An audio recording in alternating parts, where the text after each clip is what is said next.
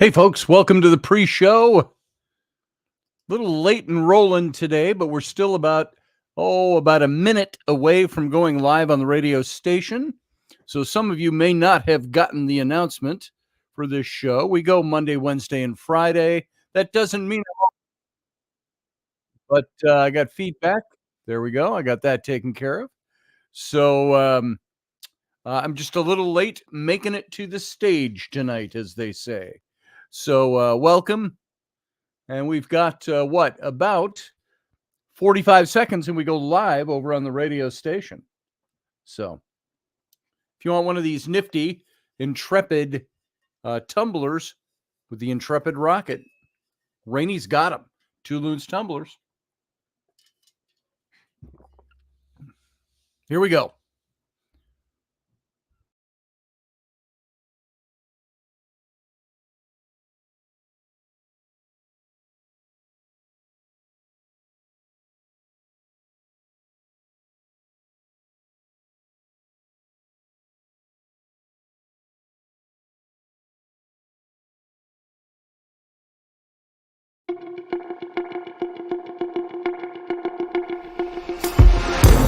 The Intrepid radio program with Scotty Roberts. Intelligent talk.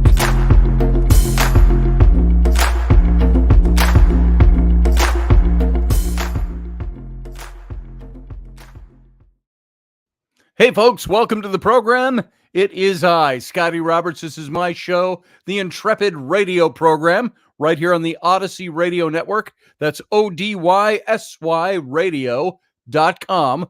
You can go on over and you can join the broadcast over there in its audio format only because it's radio.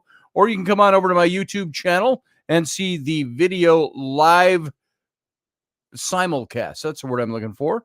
The simulcast over on my YouTube channel. That's youtube.com/Scotty Roberts. And while you're there, you can sign up and become a member of the channel, or you can join and also help support the channel. Just go over, you can hit the little join button down below. You'll see what I mean. And also, if you'll notice, there are almost 1,000 Intrepid Radio videos in archive on the YouTube channel. Now, I got all kinds of other videos in there, too. I got stuff with John Ward and Rocky Stucci and I doing stuff, doing investigations, things like that. I've got Egyptian videos over there, things like that. You can go take a look. I've even got some of my family videos up there. Not too much. There's no Vodio Do type of videos. Can't put those up on YouTube. But you can go and see a whole bunch of other kind of stuff over there.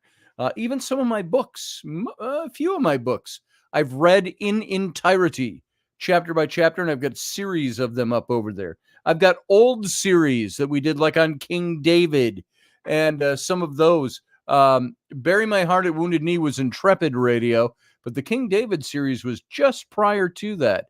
There's 17 or 18 episodes of that over there. So all kinds of cool stuff like that in my YouTube archive. So you can go take a look. I'm surprised it's all still there because YouTube gets a little hinky with me every now and then. And I've got one strike against me because something that we talked about on the show that we weren't really even talking about. It was just a subject brought up and we moved on from it. And they said I was trying to dispense misleading information. I said, no, I wasn't. And I said, do you actually really watch these things when you put a strike on us? So they are watching me rather closely, though. Where's my cold soda? I've got a couple of cans in array around the desk. I got to find the cold one. Put my hand on it to see which one's cold.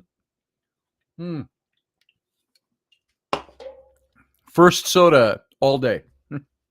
And it's for this show. A little sugar-free Dew Zero. So there's no sugar in it. But welcome to the program. I want to thank you for being here. By the way, if you do want to help support this show financially, join down below or go over to my Patreon page. Patreon, patreon.com/Scotty Roberts. You can take a look at what's over there and what's going on over there. I'm not using that as a platform like I thought I would. because I was in rebellion against YouTube after they gave me that strike for nothing. And the thing I don't like about the YouTube strike system is you don't really have a good way to challenge that. You don't get to look the person in the eye and go, why are you doing this? What is it? Can you tell me precisely what I did and how that violates? They don't do that. And then if you've got like me, now I'm not, I by far, I'm not one of the most prolific YouTubers out there. I put a simulcast up there for my radio show, but I've got 1,000 videos up there of this show in archive. And if they chose to give me another strike, they'd take it all down. It'd be gone. I can't remember if it's 2 or 3 strikes. I have to look. I think it's only 2. But they take it all down. They erase all your stuff. So you better make sure you have it all backed up. So updates on Ruben asks Anita Palmer, nothing. There is nothing new. I do not have the GoFundMe page set up yet. I have been so busy this week. It seems like there are moments I have downtime. And you could say, well, why aren't you doing that during your downtime? Well, because it's my downtime. I'm not thinking of it. So when I'm sitting here, I've been so backed up with stuff all week long, I haven't gotten to making that GoFundMe page. And I want to do that and get it done quickly so we can start getting you guys to throw a few bucks in here and there to help Ruben and Susie out because this is really killing them financially. And Ruben is some days not good at all. Other days, not good, but not as bad as he was the day before. But then he'll go up and down, up and down, up and down on a very low ebb. They want to put him into a rehabilitation home. And it's all insurance. It's all of that stuff. So I don't know exactly how it works. And I think Susie's not really up to snuff on how all that stuff works either. She's trying to find out how they're all going to make it work. And right now, Ruben is not in a good place. And should he survive long term, meaning, more than living on death's edge, I don't think it's going to be a pleasant life. I think he's going to have constant supervision, is what it's sounding like. So knock on wood, a lot of prayers still for Ruben. Maybe we'll see him come back from this. So we'd like to see him come back from this. So, sir, yep, everybody needs to back up everything at least twice a year. It's running right now, as a matter of fact. I've got everything that goes on this computer gets backed up to my backup system. And it's a time machine, and it's done through Apple. And I also have all of my shows that I do here.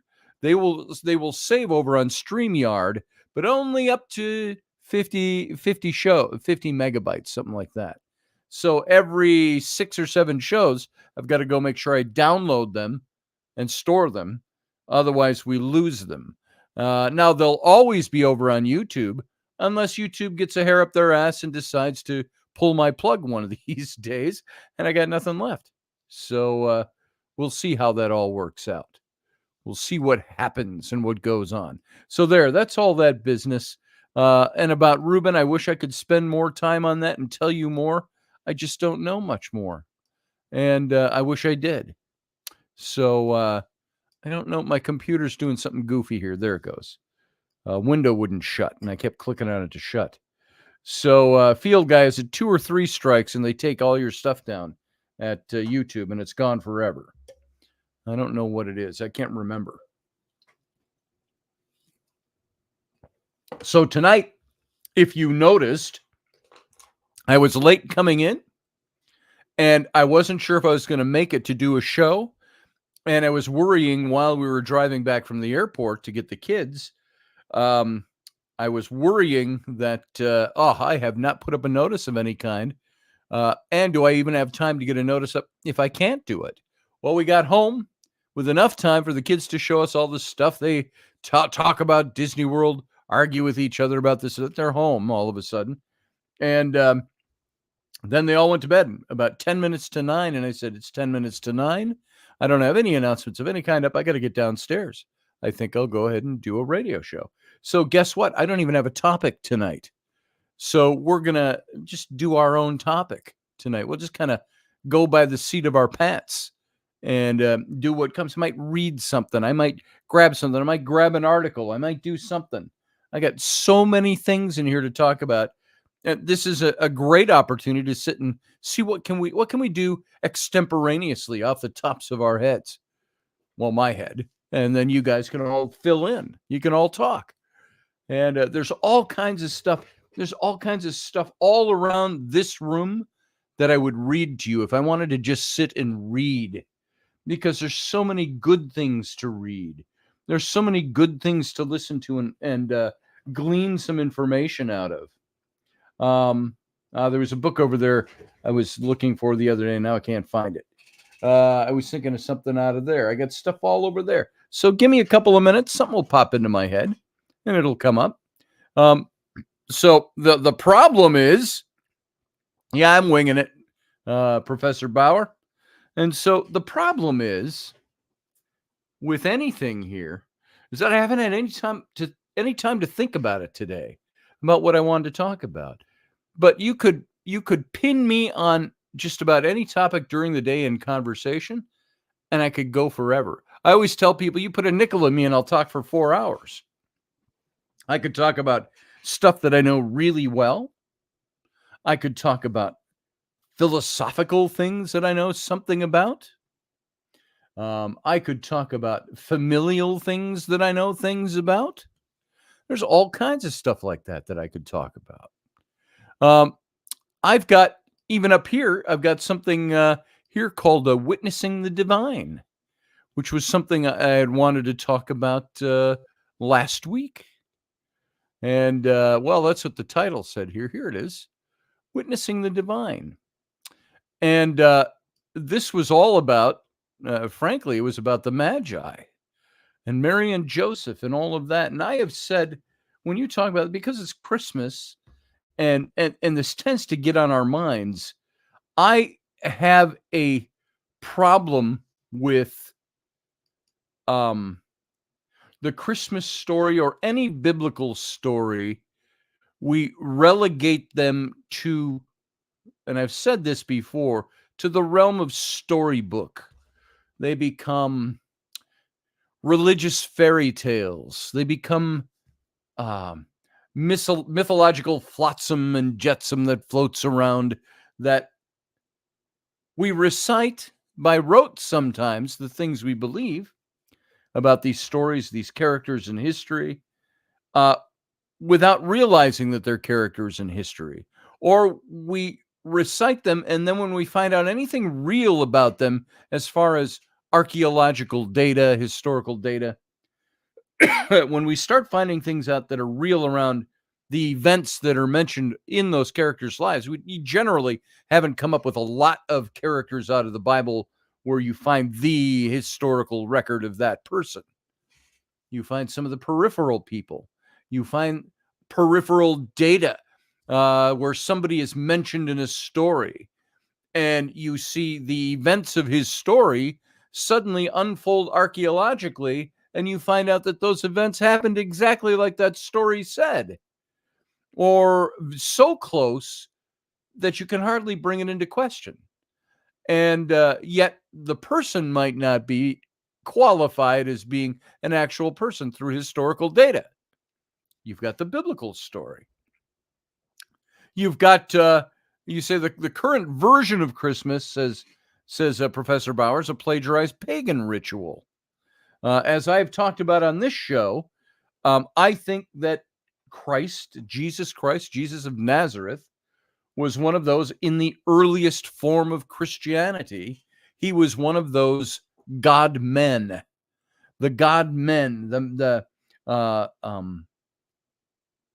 the mystical characters, the Gnostic mystical characters that were elevated to a status of God men.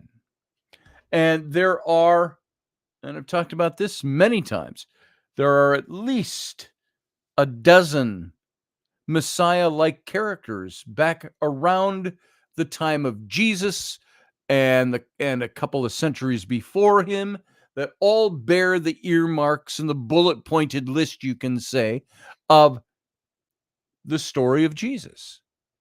You could read these points and say, point for point for point for point, this sounds like the story of Jesus, the nativity of Jesus, the ministry of Jesus, the death and the resurrection of Jesus. Yet you will find, as you read into these stories, that in at least 12 other cases, they're referring to 12 different guys that all had the same points of the story as Jesus did. Did you know that there are messianic types that are out there in the ancient world? That if I were to give you a bullet-pointed list that says, all right, tell me who I'm talking about. He was born on or around December 25th.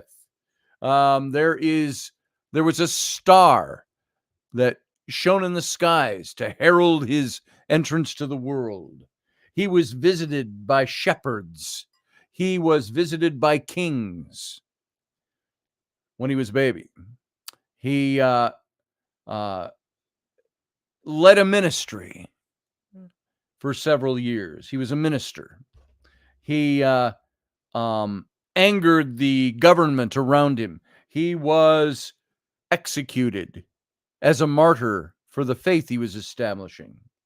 He rose again the third day after his death. He ascended to heaven. And all these other points, if I were to give you all of those points, you could come up with, like Sarah just said, Mithras. Exactly. That is Mithras to a T. But wait, that's Jesus too. So, and we all know that Jesus wasn't born on the 25th of December, but they aligned his birth through the church, early church, with the tales of Mithras and the tales of other god men, so that they could worship him on the same day and, in a sense, throw a bone or appease the people that they were trying to convert to Christianity. So Jesus, by the way, was not born in December. We know that.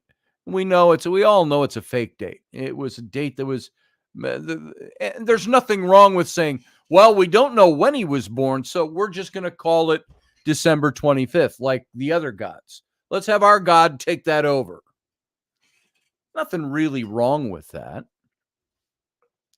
Except that's not when he was born. And there are details in the scripture that give you an idea of when he was born. I know we've talked about this before, so if this is recap for some of you, keep in mind, it says on the night that Jesus was born, that a heavenly host of angels appeared to the shepherds who were tending their flocks by night. And lo, as Linus and Charlie Brown Christmas said, and lo, an angel of the Lord appeared, and the glory of the Lord shone round about him.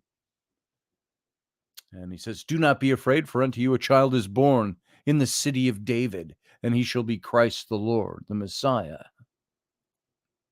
Yeah, Field Guy says he was born on 00 of 0000. Actually be 10, because it'd be year 0. But we know that King Herod died in 4 BC. But King Herod was alive when Jesus was born. So we know that Jesus was born at least by 4 BC, if probably not 6 or 7 BC, BCE, if you prefer, before the Common Era. So we know that Jesus wasn't born in the year 0 by the Gregorian calendar, or whatever calendar you want to ascribe it to. Steph wants her own city. Born unto you in the city of Steph, Cuervo Queen. Queen of Cuervo. There you go. So Jesus was born at least by historical records, if the historical records are right. And I don't see that there's any reason to believe that Jesus did not exist. I believe he existed. I think there's so much controversy and question about who he really was, though, and what he really was. Was he one of these mystical God men? Or was that ascribed to him as well? What did his followers ascribe to him that the earliest of church did not? And so he was probably born between 4 and 7 BCE. But on the night he was born, keep in mind, it says these shepherds came and they worshiped him at the manger, in the stable or the cave, which was a stable. And there's interesting facts about that too. And this is what I mentioned not too long ago on this show, that there would be shepherds that close into the city of Bethlehem, which is just a few miles outside of Jerusalem. I think up to 6 miles, something like that, 5 or 6 miles away. It's so close to Jerusalem. And these shepherds have their flocks in, that the nighttime when they see the angel and the angel says, go see him, he's in a manger in Bethlehem, they walk over and see him. Usually, about 11 months out of the year, shepherds keep their flocks in the outer pastures, like the back 40, like miles away from the city. It would take you a whole day or two to walk in. And this nighttime scene with the angels says they walked right over to the stable. What this tells you is that it was a particular time of year. There was only one time of year when they brought the flocks in so close that they were really in the hillside outside of Bethlehem and the environs around Jerusalem, and that would have been Passover. So the shepherds were there with their flocks for Passover. Passover takes place in what month? April, springtime, what we would call Easter time. If you ever notice while you're watching TV on Easter weekend, they always show the 10 Commandments. They do that because that was Passover. So the stories that we have of Jesus, even of his birth, we ascribed the 25th of December to him to match up with some of the ancient gods, to appease the people who worship those gods. But Jesus wasn't even born on the 25th of December. He was born most likely in the spring. So Jesus was not a Capricorn, or what was he? An Aquarius. Wait, what is it? What is 25th of December? Capricorn is January. Is that Aquarius? No, Sagittarian. Was Jesus a Sagittarian or a Capricorn? That's a good question, huh? Well, even the 25th of December, he wouldn't be a Sagittarius anymore. I think it's a Capricorn that starts on like the 22nd, 23rd of December, goes through January, blah, blah, blah, blah, blah, blah. You get it. So I'm a Sag. So depends on the Roman records of when they did the census. Yeah, and those Roman records aren't even really clear about that census that the Bible calls out. And in the year of Caesar Augustus, he sent out a decree that all the world should be taxed, and that this is why Joseph and Mary had to return to their hometown. They were living in Nazareth. They had to return to Bethlehem. They had to return to the hometown for the Roman census. Now, there are records of Roman census that took place, but not that same year. So that's interesting.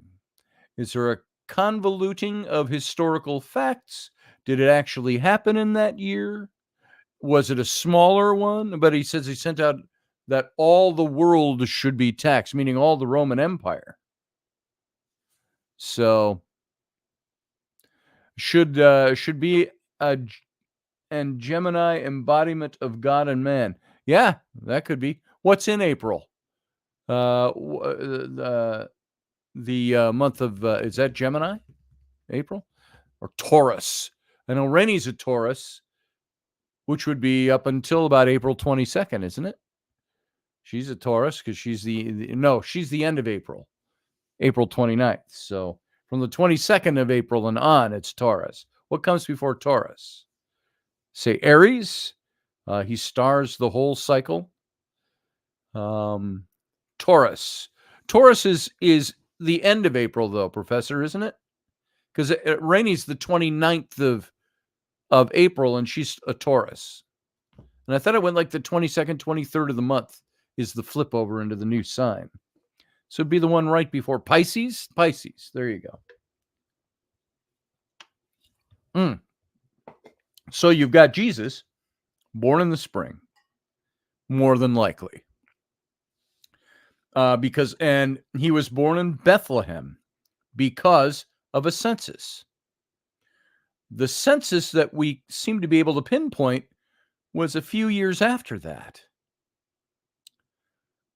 So I don't have the dates in my head, but there was a census that took place under Caesar Augustus, Tiberius, that took place at that time. But it wasn't the precise year and date when Mary would have given birth to Jesus, which would have had to have been before 4 BC. Let's just do this. When did Caesar issue a census around the birth of Jesus? Let's see if it's that easy to find that. The census of Quinius, 6 AD.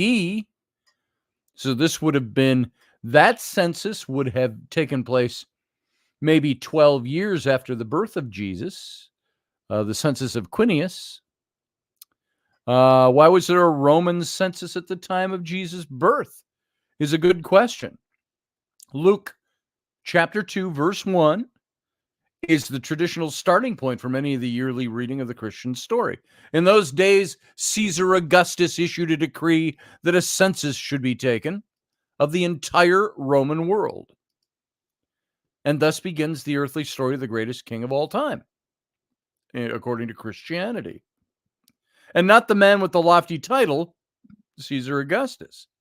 Caesar was the unwitting he was helping unwittingly to set up this ancient prophecy. And by the way, that's why Jesus had to be born in Bethlehem.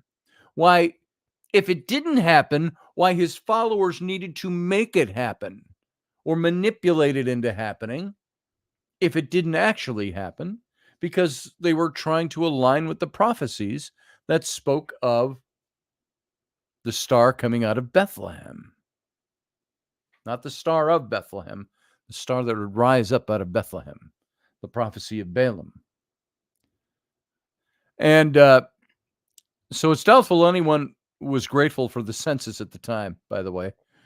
Probably least of all the pregnant Mary. Could you imagine not having a vehicle to ride in? You got to walk or ride a donkey, and you're 9 months pregnant? Maybe she was less than 9 months pregnant. Maybe she was only 7 months pregnant, but the donkey ride induced labor. So it says she was heavy with child. She and her betrothed Joseph were members of a conquered people group. They were forced to travel under the Roman Empire, the Roman edict, the imperial edict, about 90 miles to be counted for the census of the conquering empire. So they might know just how many people it had available to tax. So how did a Roman census lead to the fulfillment of prophecy and so on? We can talk about that, but that's a little bit off the topic. But Caesar Augustus was fond of censuses. He took a lot of taxes to keep the enormous Roman army going, to build roads, to finance military campaigns, and to continue conquering the known world. Caesar Augustus was also generally a luxurious emperor.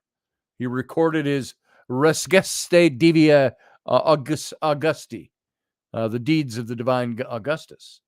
Quite a fancy name for a diary, I'd say. But he ordered widespread censuses of Rome at least 3 times: 28 BC, 8 BC, and 14 AD.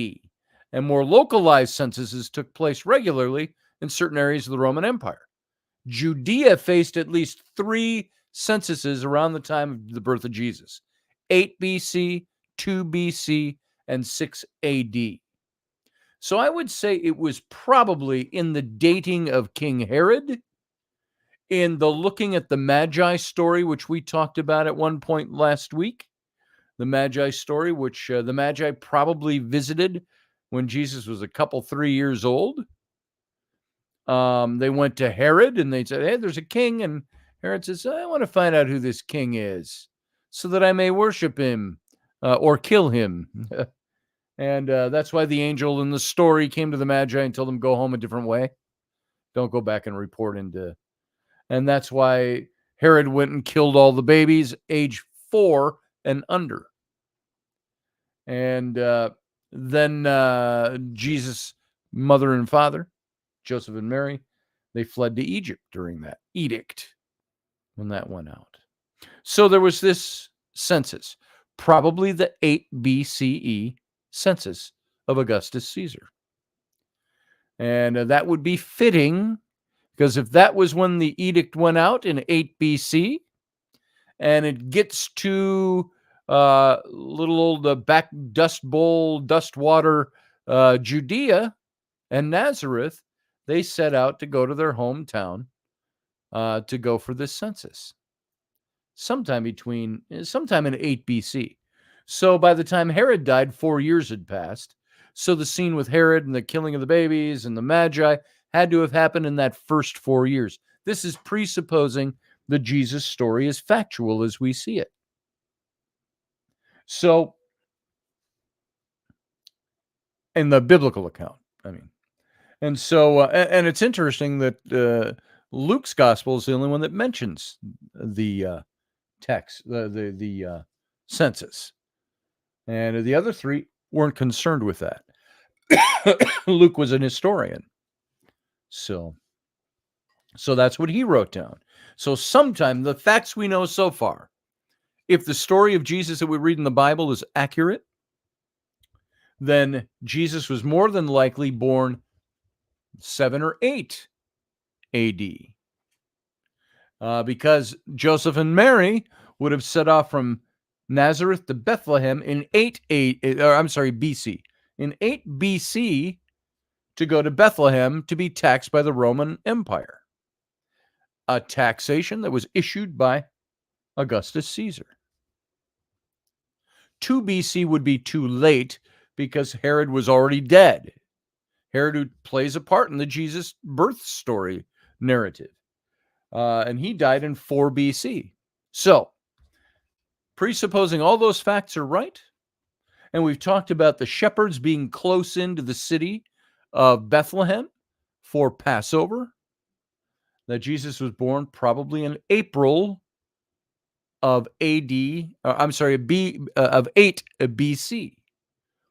Possibly because of the passage of time and the issuing of edicts. Maybe this edict went out in 8 BC, and it was April of 7 BC before Joseph and Mary got the news and traveled. Why do you think there was no room in the inn? Do you think that it was because, like nowadays, you get a census, you got 30 days to fill this census out, this report. Yet in those days, if they had to travel to their hometown to fill the census out, apply for the census, then they had to traveling time. It wasn't like hopping in your car and driving down to the public library to cast your vote. So they had to go somewhere. Now, when they got there, do you think that all these crowds, the inns were so full because of the census? Or could it possibly be the inns were all full because it's Passover time? And that's where everybody from all over Israel or Judea at that time traveled in to Jerusalem to do sacrifice at the temple in Jerusalem. And the inns outside, it would be like saying, we're going to Disney World. All the resorts are full because it's prime season. It's Passover, at Disney World. It's prime season. None of the resorts are open. We're going to have to drive out of town a little bit and go find one. I think this is why. But, they had to go to Bethlehem anyway. But Bethlehem was even crowded. This is Passover time.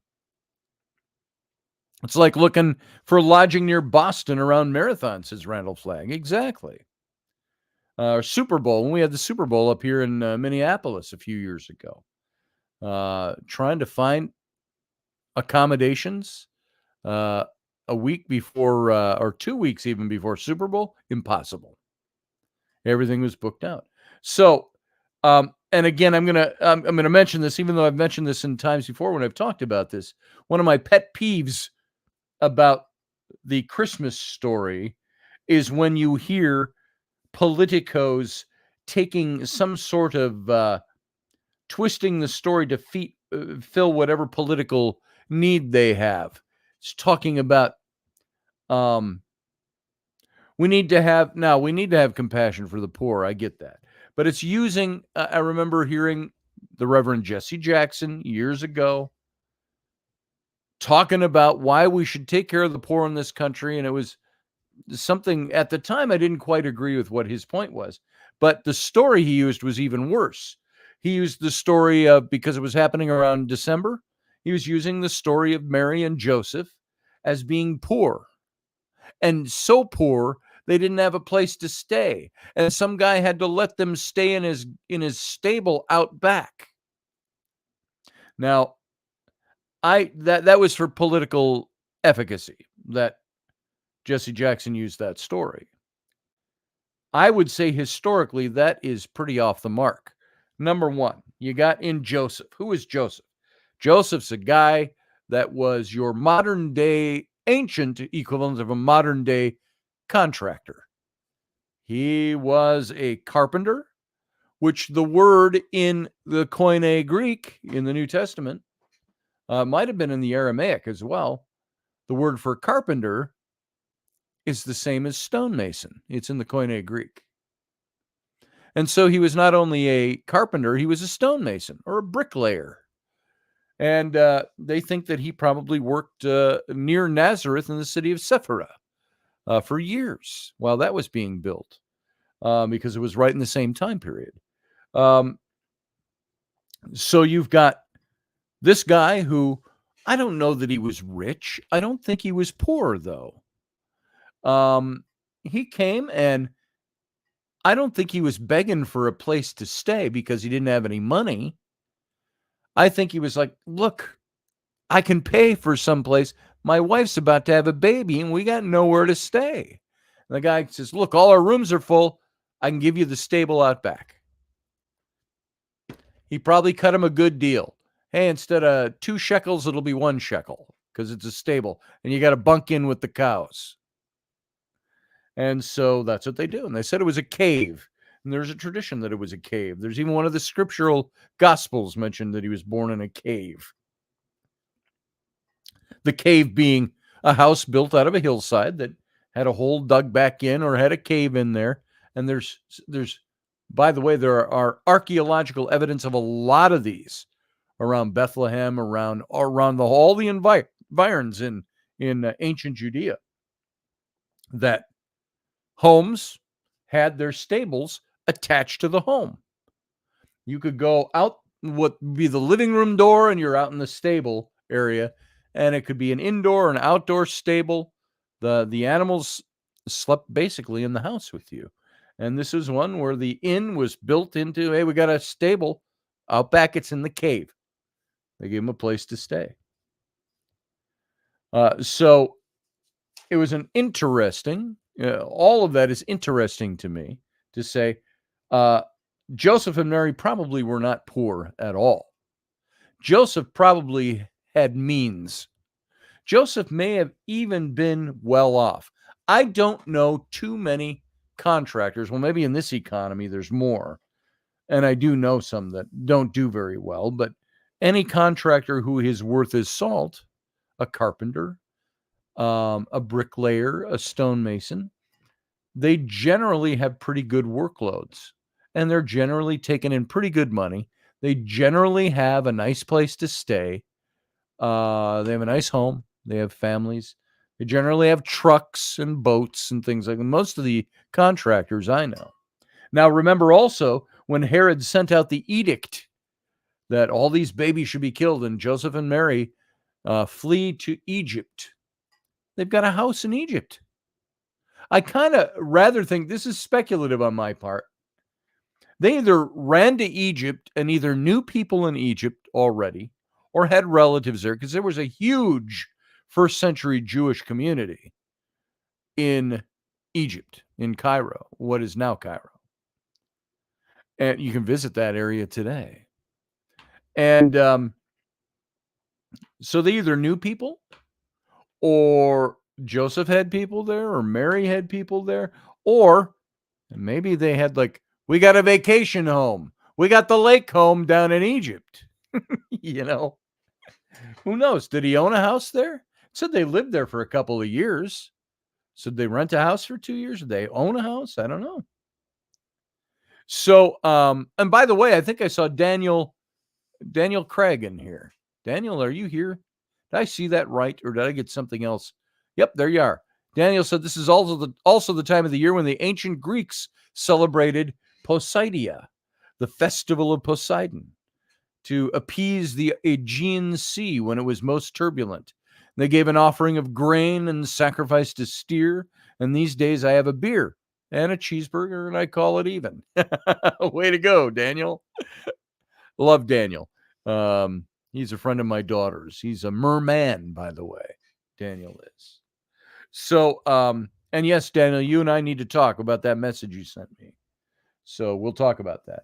So all of these facts, you start looking at Jesus and you start asking, I don't believe that there is a reason to believe that Jesus did not exist. I think he existed. And I believe he was probably very close to the Jesus you see in Scripture, the historical facts mentioned about him. Once again, like I say about the Bible, I believe the Bible has efficacious history, where the question comes is what to believe about the faith story that's wrapped around that history. And so when you have the story of Jesus and his birth, you can say, sure, it took place this time of year, probably this year. This guy was the puppet king on the throne under the rule of Rome in that year. You may have had shepherds that came in and visited because they heard a baby was born. Who knows how the Messiah story got out? Was it angels that came to them? Or were the shepherds in town? You know, hey, we're going to leave Jacob over there with the goats and the sheep. We're going to go in and get a beer at the tavern. They hear, hey, out back, some woman just gave birth to a baby here tonight. Think of how the word of that would have gotten around. Busy town, bunch of people visiting. There's a baby out back. Or they visit this inn. Now, this is all speculative. I'm making up a story in my head. Maybe some of these shepherds, maybe they come there. Maybe they sell lambs or whatever to the innkeeper and his family who have a stable out back. And maybe the guy says, hey, tonight we got a woman in there that just had a baby. Careful out there. Hey, Adriana. And so you've got this story that you could create a speculative story on how things took place. Or angels from on high visited them out in the pastures. Do not be afraid. Lo, unto you is born this night in the city of David. And the sky shone round about them, the choirs of angels.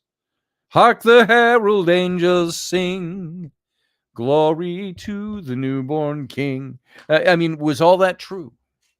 We don't know for sure. We believe by faith, if you're Christian, that that's the way that happened. I would even say that Sarah in our chat room, she's Muslim, but they believe Jesus existed. What special attributes they grant him? Was he the Messiah according to them? No, I don't think so. But you get the idea that you can believe the story about him religiously and that you can get a lot of controversy on. I think the historical tale about him, however, is one that is, you can question it, but it becomes incontrovertible the more evidence you hear of archaeological data that backs up the probability of that story being true. Historical events, and again, without getting into it deeply, the other end of Jesus' life when he was put to death, who was in the biblical tale? The Roman governor, the prefect Pontius Pilate. And for centuries, it was believed that Pilate was a mere fictional character in the Jesus story because there was no real evidence that he existed. There were a couple of mentions of him by Roman historians, but there were still not a lot of veracity behind that because they couldn't find any evidence in Judea, et cetera, et cetera, et cetera. And he's considered a prophet like Moses and Muhammad, says Sarah. There you go. So even with Pilate, it wasn't until 1964, we're talking 60 years ago, when they first discovered the cornerstone of Pontius Pilate in what was Caesarea Philippi, the Roman capital of Judea in the first century. And this cornerstone had right on it, Praefectus Pontius Pilatus, Judea, and it was a cornerstone dedicating a gymnasium to Tiberius Caesar. And it was a cornerstone that was found in a stairway, an ancient stairway. The ruins of Caesarea Philippi the stone had been torn down and reused for something else and was built into a staircase, an exterior staircase. And they found that when they were doing other things, looking for something else, they stumbled across this stone. It sits in the Jerusalem Museum today, which was very interesting because it was the first hard, solid evidence, other than just the writings of an historian, that the man existed. And existed as the biblical story said he did. So there were a lot of things like this about Jesus. I love watching historical stories. I love Szymka Jakubowiczy. Sometimes people say, oh, he's full of shit. Sometimes I think he goes a little far. But he did a great show, The Naked Archaeologist. He's a Jewish man, lives in Jerusalem, and he's an archaeologist, and he does a lot of biblical stories and digs into them historically. Little tongue-in-cheek most of the time, too, but he digs into things. And one of them, he was looking into the maniac of the Gadarenes, where it says that Jesus and his boys, they all pulled up, his disciples, pulled up at a place called Gadara, and they encountered the maniac of Gadara. The one other gospel says there were two of them, the maniacs of Gadara, and that he cast the demons out of them. This is the famous scene where he quiets the demon, the man with the demon, and he says, "What's your name?" And he says, "Legion." And he casts out Legion, 1,000 demons out of this guy, and they run into a herd of pigs, and the pigs run over the edge of the cliff and into the sea and drown. And the man is set free, the man of the tombs. And there was a story of the local town that said, beware of the man of the tombs. We chain him, he breaks his chains. He's vicious, he lives in the graves, in the graveyards. Well, the interesting thing about this is trying to find that location. There is a location on the Sea of Galilee that is known as the traditional spot, the Gadarenes, Gadara. Yet there aren't enough archaeological bits of evidence to support the story actually happening there. There's no cemetery, no ancient cemetery. There's no cliffs that the pigs could have run off into the sea from. And so it's, yes, and Matthew's given away the story. So Matthew, why don't you take over in the chat room? Matthew, this is something we've talked about before on this show, is that it's thought now, and this was something Szymka Jakubowiczy came up with, is that perhaps this voyage was on the Mediterranean and not the Sea of Galilee. And that Jesus and his disciples sailed over to Spain near the Pillars of Hercules, which is Gibraltar. But up in there in the Spanish side, there is a place known as the Gadarenes. Rocky, cliffy coastline and old cemetery there. There's a little village there that still to this day claims that Jesus visited them when he was alive. They've even got some kind of ancient, petrified mud glyph that shows the footprint of the sandal print of Jesus that they kept. The believers there kept, and there's a small sect of Christianity there. So this is one possibility for that story. So what I have found is that the stories in the Bible, as I've mentioned many times, are historically efficacious. I think the Bible is a glorious history book. What you can take or leave, depending on what faith you are the faith stories. You've got historical events that are wrapped up in faith stories, or vice versa. Faith stories that are wrapped up in history. Because so much of I say wow too, Matthew. It's crazy stories. Crazy cool, crazy good, great archaeology, great history.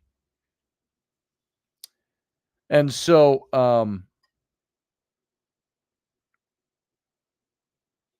the story of Jesus, the story of biblical characters, many of the historical events can be verified historically.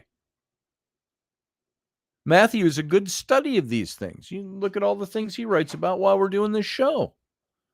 He loves history. Bible has great history in it. The books I wrote, book about Moses, Senenmut, Egypt. There's so much history to make the biblical story efficacious that you can't dismiss it. This is where, on a slightly to rabbit trail on that for a second, I get incensed with people that will say, "Oh, the Bible? You're taking that from the Bible? Well, the Bible is just a book of fantasy." And I'll say, "What part do you think is fantasy?" "Well, all of it." I said, "Well, why do you say that? What's your argument?" Because I can tell you where I know it isn't fantasy. So that, to me, is an interesting way to look at the Bible. Whether you're a believer in it, a non-believer in it, or somebody who's, you don't know either way what to believe. One thing you can take to the bank is that the historical efficacy of the Bible. And at Christmas time, when you start hearing of the stories of Jesus, you can pretty much bank on those historical events as being true, as having veracity to their historicity. There, I almost coined a Professor Bauerism. You got veracity to your historicity, along with your efficacy. Mine are just 2 penny words. His are 4 penny words. So,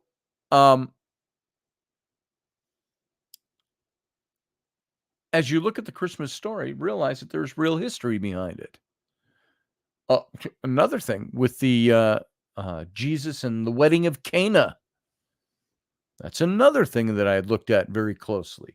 Another part of it. Now, some of this isn't as much history as it is putting the pieces together and connecting the dots. But remember, the very first miracle of Jesus' ministry was when he turned the water to wine at the wedding of Cana.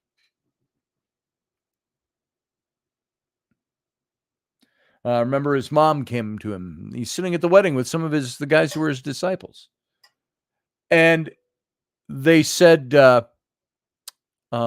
his mom's like, "Oh my God, we're out of wine." And she's complaining to Jesus, and Jesus is like, Mom. He says, woman. He says, settle down. I'll take care of it. I got this. Now, the big question is, why did she come to him when they were out of wine? Well, keep in mind, Jewish tradition, even back that far, is that the groom was responsible for the wine at the wedding. His family was. She comes to him. He's got power over the servants. He sends the servants out to get water, turns it to wine. I think it was his wedding. And I saw a big expose done on that being where Cana was and if he had relatives there and things like that and so on. So it's an interesting tale. All in all, talking about the veracity of history in the Bible. And I see we're already out of time. We got to get out of here. For the radio audience, stick around on the YouTube channel, youtube.com/Scotty Roberts. Join the chat room. And for all of you listening by radio, thank you for being here. Live long and prosper. Join us every weeknight at 9 p.m. Central Standard Time, 10 p.m. Eastern.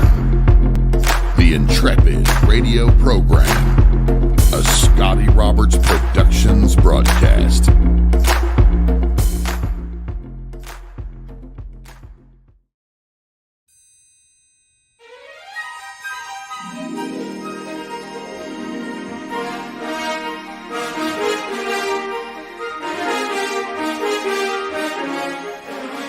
Hey folks, this is Scotty Roberts, and this is the Intrepid Radio broadcast. I've been broadcasting for about 20 years now, covering such topics as science, politics, the paranormal, weird science, weird world history, archaeology, and the paranormal. Everything from ghosts to cryptids to creepy things that go bump in the night. So every week I bring you 3 new episodes. Come and join my channel and also be a patron to this site. So see the details below, and we'll see you here.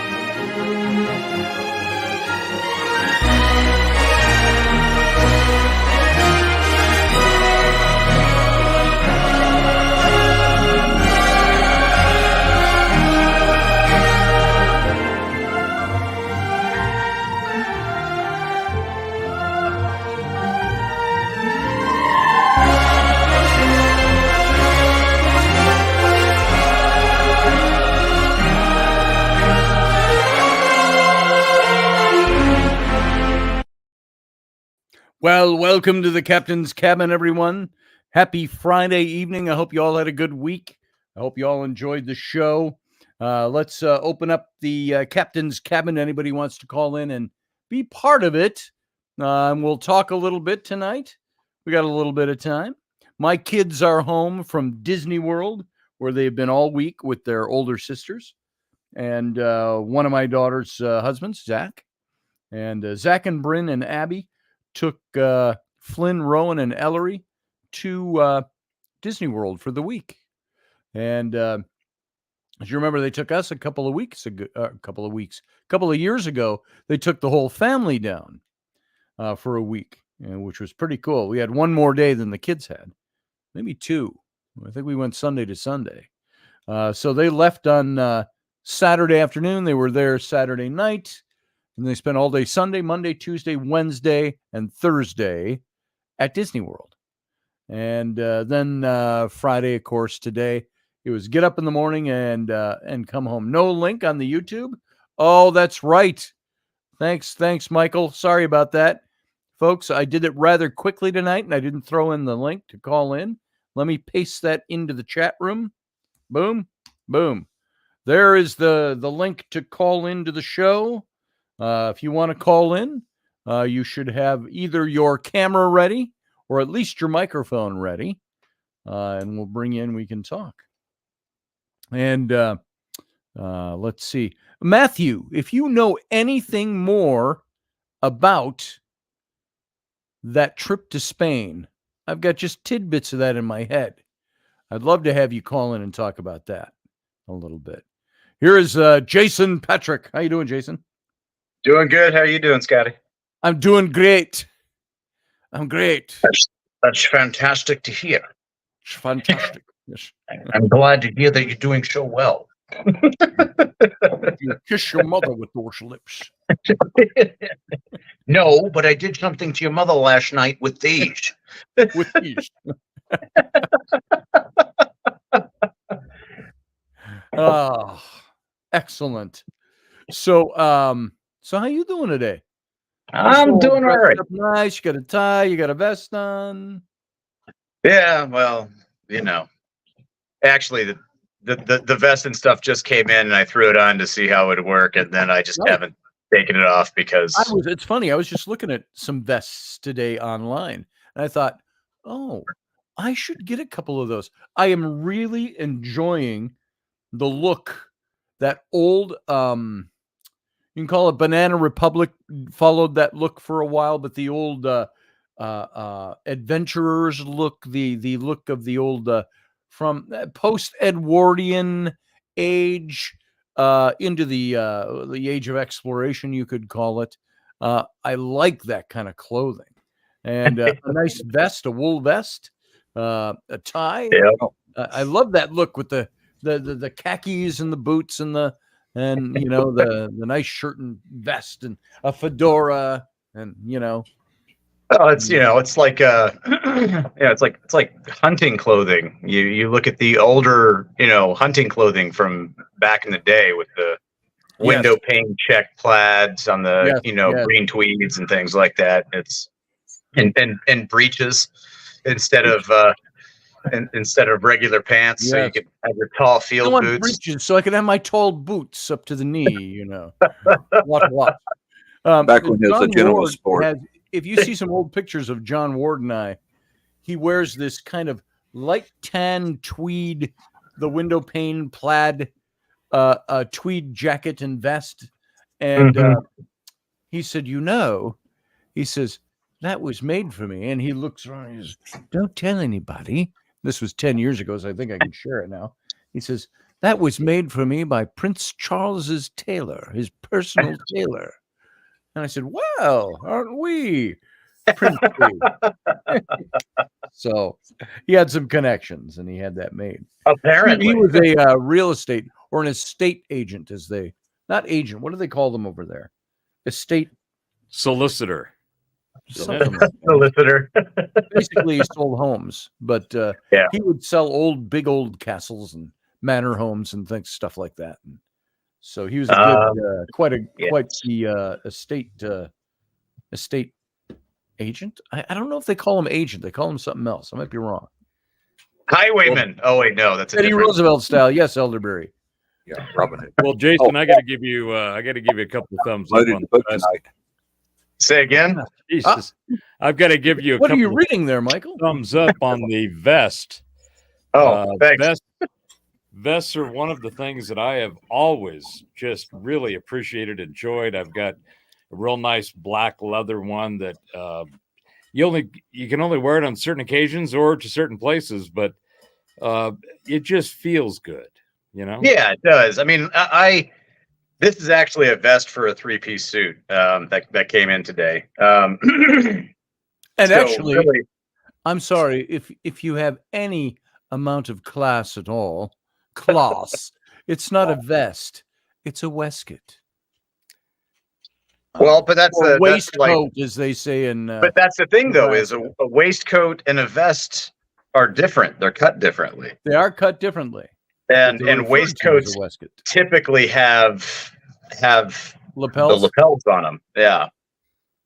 But and one of the other fashion faux pas that tends to end up happening nowadays, because the stuff just hasn't been passed on, is that you leave the bottom button undone on a vest. Yes. But if you're wearing a waistcoat, you can button the bottom button.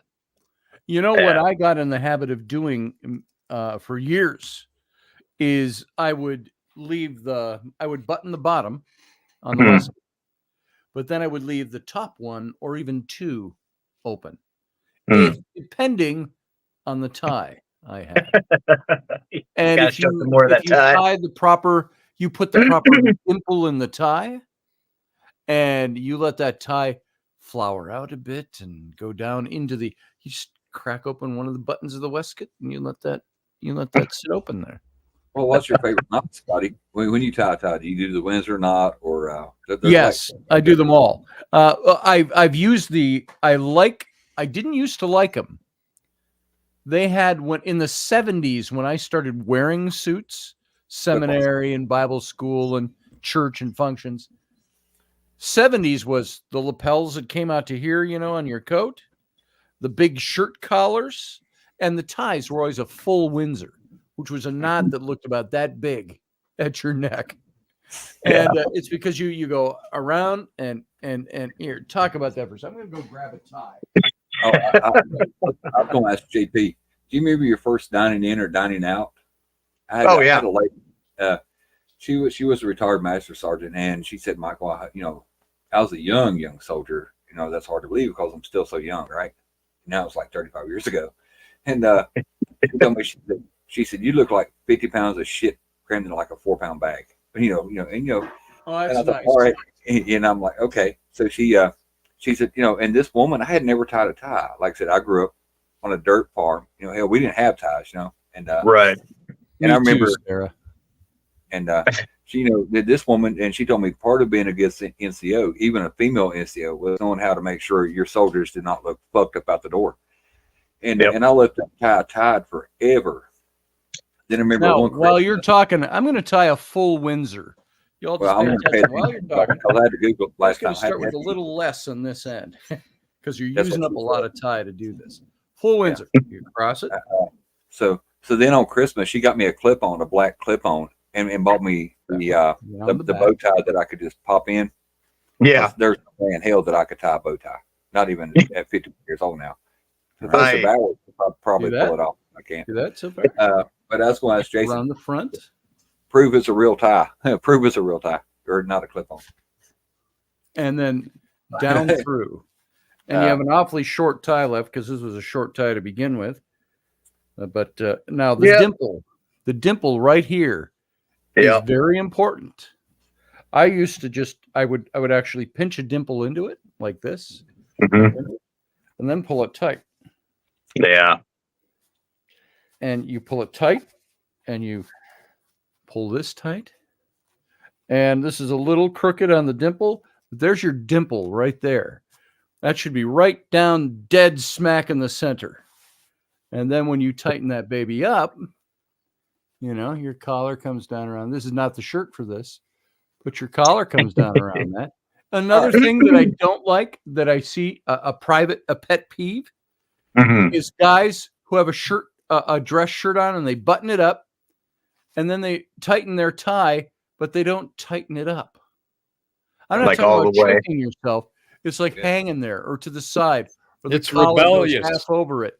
What you got to do, Hey, Scott, you know what that lines up tighten with that- all the way bring down? that up, Gig line. Yeah, There it I was is. going to say. I'm like, I don't know if the and then you work it. Frankfurt caught him at. And Look at that. Look at that dimple. Then if you're wearing a waistcoat or a vest, make sure that thing's pulled up just a little bit. If you want to clip it, I usually don't wear a tie clip. You clip it underneath, and the waistcoat comes over the top of that, and you pull that up a little bit just to give it some give, and it's a good look. Now that's a full Windsor right there. That's a huge knot. Yeah, that's too much. I like That's the too much smaller now. ones. I like Now I like it nice and tight and a nice thinner narrower. tie. Yeah, the narrow I'll is wear the looks- four in hand knot. but you got to Right. have the collar that comes out in the curve, right? And comes Yes. away from the tie. The ones that are big here. that are come down too tight, Right. that looks like, you didn't go to the right store, you didn't Right. get the right help. Now, here's a I four hate- in hand. I hate you wearing spread. It's a lot simpler. collar. It gives you a taller, more elegant knot, but it sits a little cockeyed, so you got to work with it because it's only like it's kind of like a modified half Windsor. I just did the full Windsor. You cross this over once, come around the back and around the front, Tonight on the captain's up cabin, over tie tying. from the back, and down through. This has nothing to do with philosophy or anything, or history or anything. but- Or does it? Or does it? does it? And then now you do the same thing. I create the dimple, I think I came onto the wrong channel tonight. and you tighten. What is this? This Don't is worry how to tie a couple of different knots. This is in your tie. just a gentlemanly discussion about gentlemanly things. Oh, really? Gentlemanly things. Oh, don't be a barbarian. I thought Scotty So- was having a nervous breakdown there for a second. Yes. This is how So I here, do my tie. This There is is how I do my there's tie. your foreign hand, and I would always pinch the foreign hand, and you spread out the dimple a little bit, so you have a knot that looks like that, tall, elegant. And there's several other knots, but those are the only two I normally wear. I'll do a half Windsor every now and then. It gives you almost the same as this, except it's a little wider. Well, I've got a joke about a nice spread dimple, but I think I'll I'm sure you do. Oh, Now, when I was, Oh when I yeah. was- You were talking JP because you were wearing a waistcoat. It's not a. What were you calling it? A waistcoat? a waistcoat. No, A waistcoat. A waistcoat. It sounds like a musket. No, it's a waistcoat. It's not That's a waistcoat. That's what people in But in talking Cleveland about call one, it a waistcoat. I'm just back from a family function. Yes.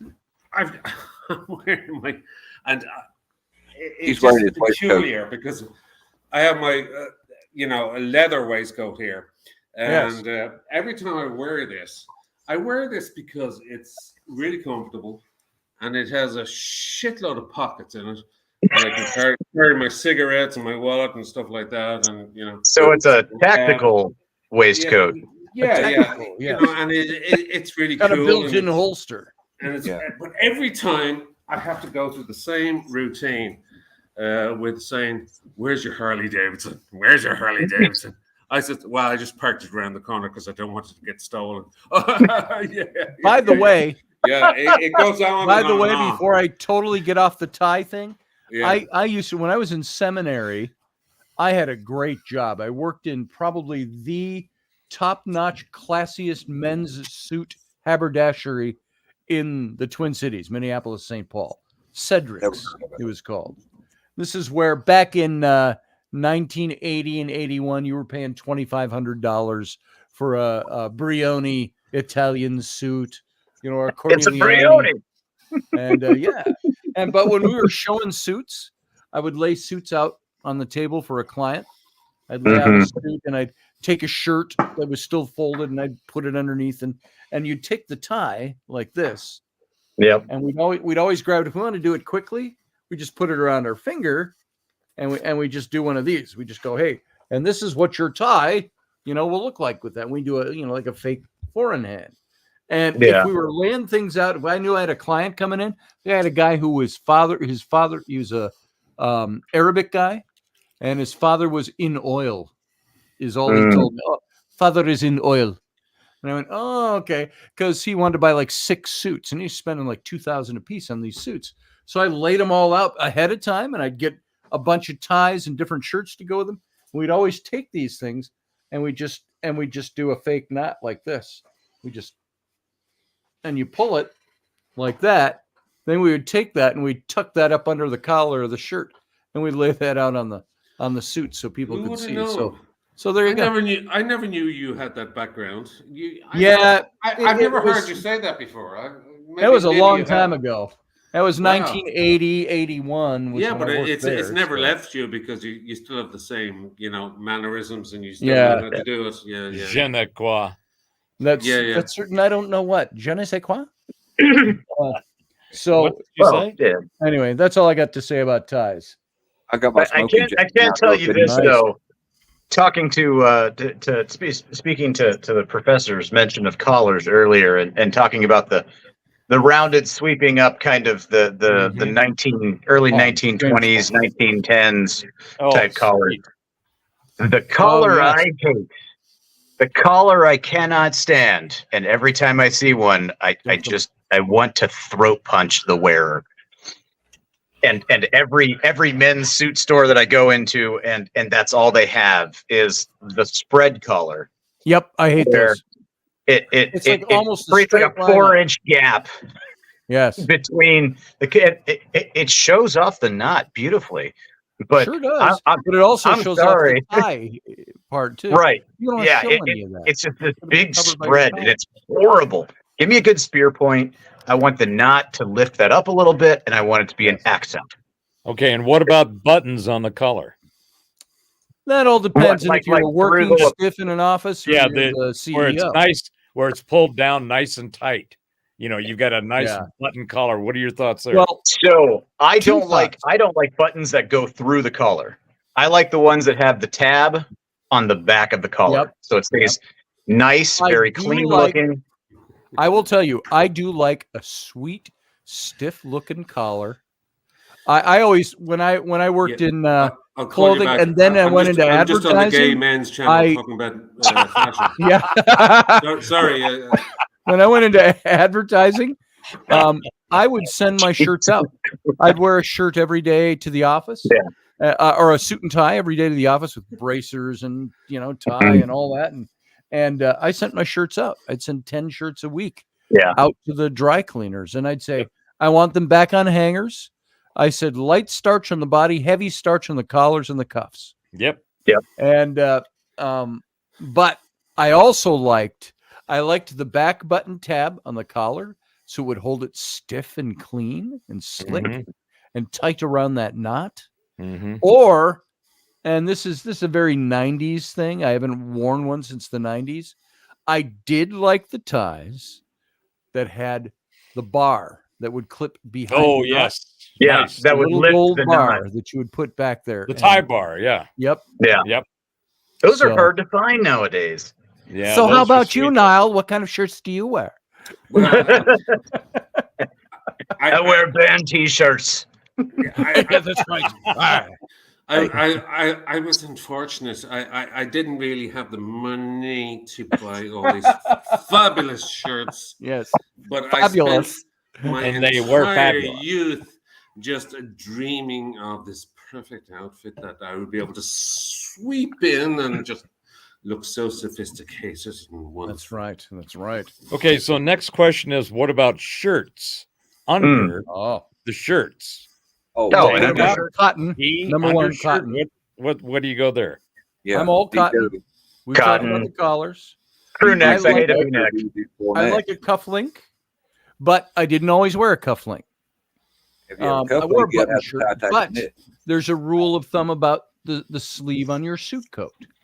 The sleeve on your suit coat, when we would measure guys, when we'd have them stand, the sleeve on the suit coat should fall no further than that area right there. Yeah, where I your think it's thumb about meets your about an wrist. inch, isn't it, Scotty? like It's about that. an inch. Because when you you can want show to an inch show- of your shirt, and you have to show linen. yeah, We called it showing linen. And Yeah. so when you put your arm up, you got that little bit of linen sticking up Mm. there, and the same with Beautiful cuff link. Yep, or the cufflink. So But if you- speaking of showing linen, let's move to the next major piece: boxers or briefs. Yes. No. I'm getting ready to change y'all's life. I found these. They're called ball cooling technology. They're Seen $22 for 3 pair. But if you got $2 Dickie, put it in Hanes. If you got premium cock, put it in $22 pair of underwear. All right. I had test drove these things. I love them. I will never go back to another pair of regular boxers again. Never. I don't believe this conversation, but I will jump in here. It's an important one. if I could. Ball comfort is nothing to laugh about. Boxers and briefs, right? Boxers are great for men because they're roomy, and they breathe. They breathe, you get some airflow around the areas Yes. Where you need it. genitalia. But at the same time, I notice about boxers, when you sit down at certain times, you get this, oh Jesus. Yep. You mean when you sit on your balls? Yes. Yeah. Whereas with briefs, everything is tucked in and it's nice and tight, except especially as you get older, you kind of feel, I shouldn't really be wearing these. And it's not for the reason that you think. It's just like everything is kind of tucked in, and you're not going to sit on your balls. Yes. With boxers, you do that all the time, and it really annoys me. So Jesus, what Christ. I like the. Does crop anybody agree with me? By the way, I agree with you. Yes. Yeah. I like boxers if I'm like walking around the house or going to go to bed, sleeping. Yeah, They're great. absolutely. But I wear traditionally when I wear underwear, I wear, and I don't always go without underwear, but when I do, I don't always wear underwear, but when I do, I wear boxer briefs, which are, I've mistaken my boxer briefs at times past when I was a bicyclist and I would go out and bike 12, 13 miles a day. One day I was out and I was biking and I had black biker shorts, biker shorts that come down almost to the knee, but they're skin tight. And that's almost the way my boxer briefs were built. And I'm standing at a stoplight and I'm getting my breath. I'm in traffic and I look down, I go, I'm in my fucking underwear. I had a black pair of boxer briefs on and I went out biking 12 miles in boxer briefs. And so, but here's where it's at. Here's where it's at. Where's it at? So go on Amazon. There's a company called Real Men. It's Real like Men. one word, Real Men, and they do. Are these the guys who sell the razors to shave your balls? Same company, I presume. No. Company. That's Manscaped. Yeah. Oh, okay. But they are. There it is. Yep. Well, that's the brief style, but they have a boxer brief. It's pouched. It lifts everything up so you don't sit on it, Niall, and then everything breathes still, and that's where it's at. There you go. There you go. And then there's the argument. Then Michael's got them bookmarked. Then there's the argument. Add the cart. You know what I'm saying? Then there's the argument $52 a pair. Jesus Christ. About buttons in the front of your briefs. Okay. Yeah. To me, they're useless because what happens is they all pop open and your penis falls out. Anyway, so what is the point? It makes that noise too when it falls out. But then again, if you get caught out and you have to go to the bathroom really quickly, you have to pull this thing down, to get everything out to go and urinate. So I'm trying to keep this as clean as I can. Given you're good. You're good. We're having a gay conversation. You're killing it now. You're killing it. Yeah. But I think that I remember I was watching daytime TV as I usually do because my life is just so meaningless. And there was a guy on one day talking about this, and he was like, we can't men, we don't like the buttons down the front of our briefs because we have to unbutton them, and sometimes they pop open, and your penis can fall out, and and it's totally ridiculous. So we're selling a product, and this guy was selling his briefs, is much like the ones that JP just put up on screen. We took you up, but and I was thinking, all you have to do is just pull it down, and off you go, and and I was thinking that sounds great, but practically, I can't see it happening for every man. Like, some men just want to go into the toilet. Say if you're in a bar, for example, you want to go into the toilet and just zip, off you go. You don't need to do this whole thing. We have to unbutton your pants and tuck pull this thing down, and and then pull it back up, and they were saying, and his argument was, though, men don't want these buttons. Go through all that shit. Yeah. They just want to pull out. They just want to pull down their pants and just pull out. Just want to go. Just want to go. It's gotta be. So this whole thing about buttons down the front of your briefs. That's a real problem. That's a real problem for some men. It is. And I think now needs the nickname of Mr. Mary Mac with Mr. buttons Mary Mac, yes. all down. Well, I'll tell you, I get these boxer briefs, but they all have a fly. The flap fly that you. Not the flap thing. Yeah. And you gotta, so you get unzip and you mean the one that you have to look for? And the first time I ever tried on a pair of first time I ever got a pair of boxer briefs that did not have a fly, I didn't really look at the packaging, and I put those on and I went, well, those don't have a fly. That should be okay. They're comfortable. And man, I got to tell you, when I had to pee, you walk into a public urinal and you go, and you get that zipper down just in time, and you're like, oh my God, I've got a layer I can't get through here. Yeah. And you've got to unbutton, hike them down a little bit, and yank down the boxer brief so you can pee. And if you haven't pissed your pants by then, you're lucky.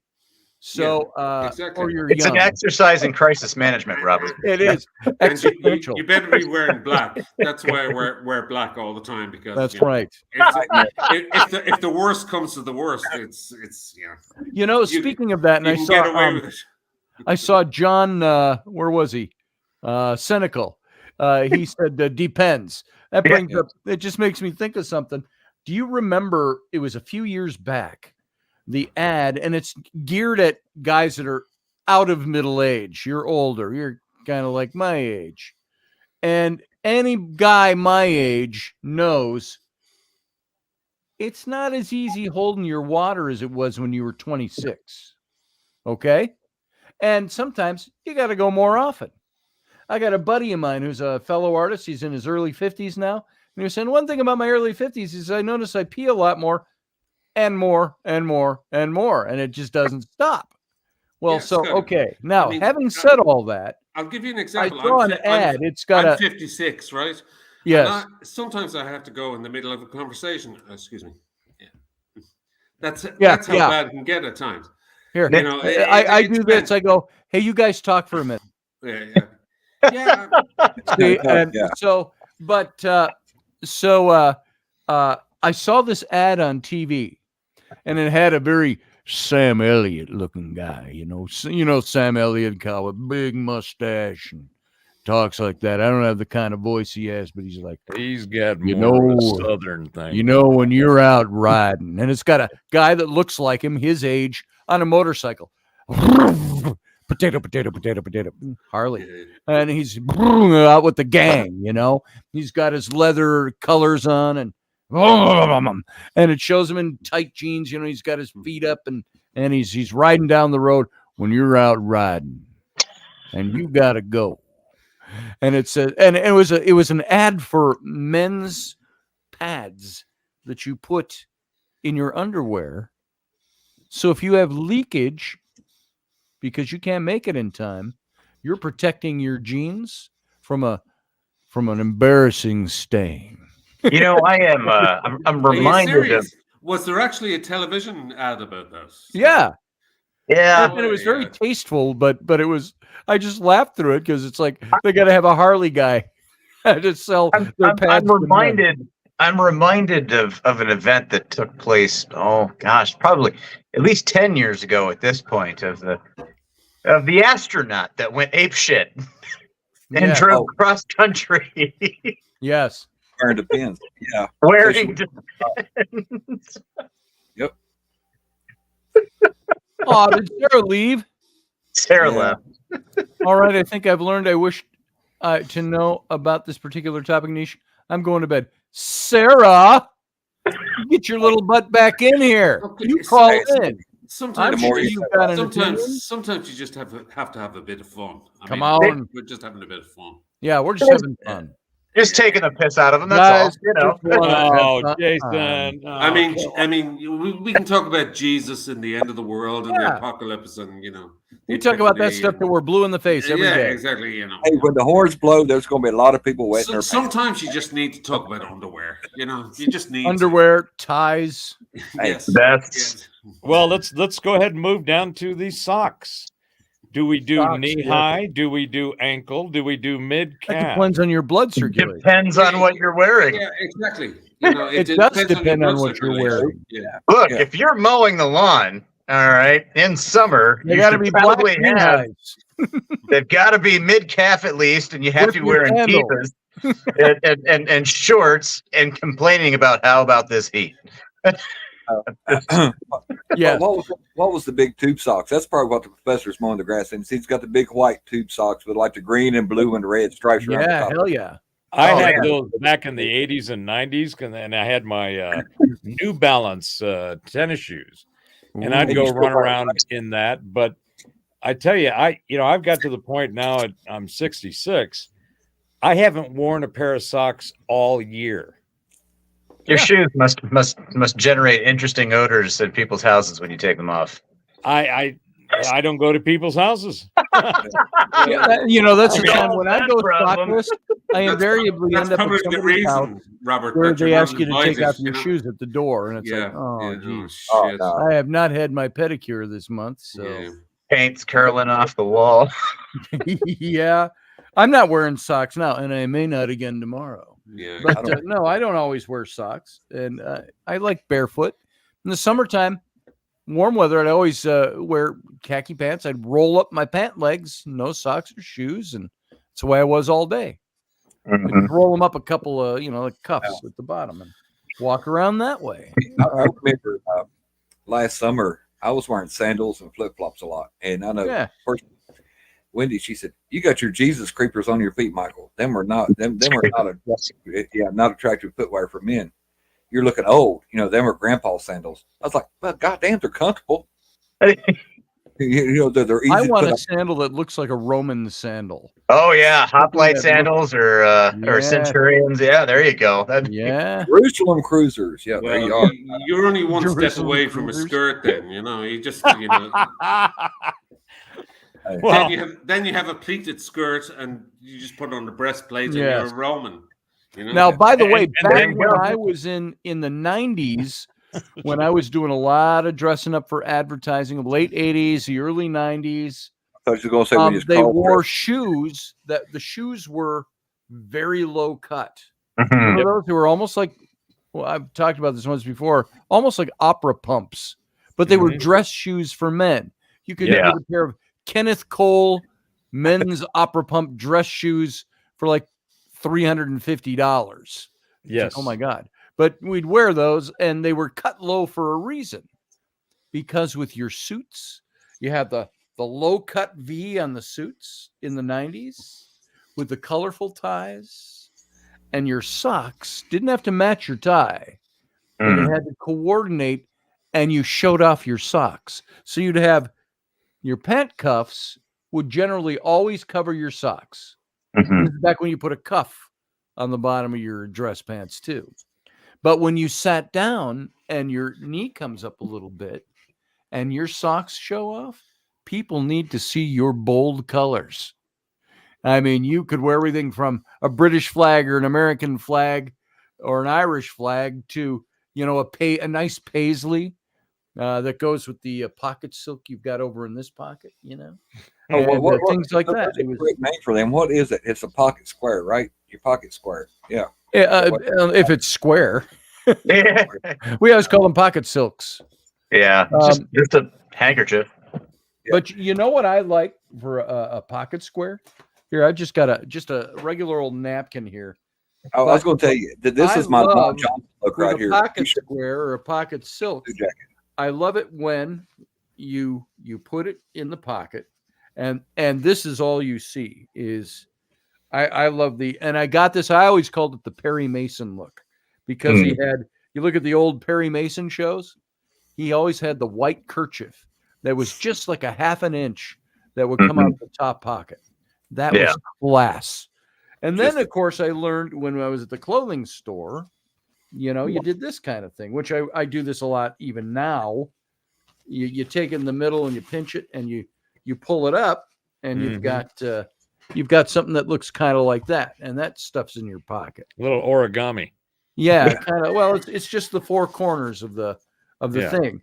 Or you can do it the other way and just do it upside down and puff it out that way, and you've got a little dimpled thing that'll stick out. I wouldn't go out. You can do whatever you want. Wouldn't go out with that thing in my upper pocket if my life depended on it. But you know, different strokes for different folks. Oh, what, a kerchief? Yeah, I mean, jeepers. Yeah. The whole idea of not the one that looks like a flower. I mean, yeah. Well, the whole idea of a handkerchief blowing. You might as well come in. You might as well come in and go, "Hiya." I mean, it's totally ridiculous. Yeah. Well, the whole idea of a handkerchief blowing snot into a piece of cloth and stick it in your pocket. Yeah. I don't know who came up with that shit.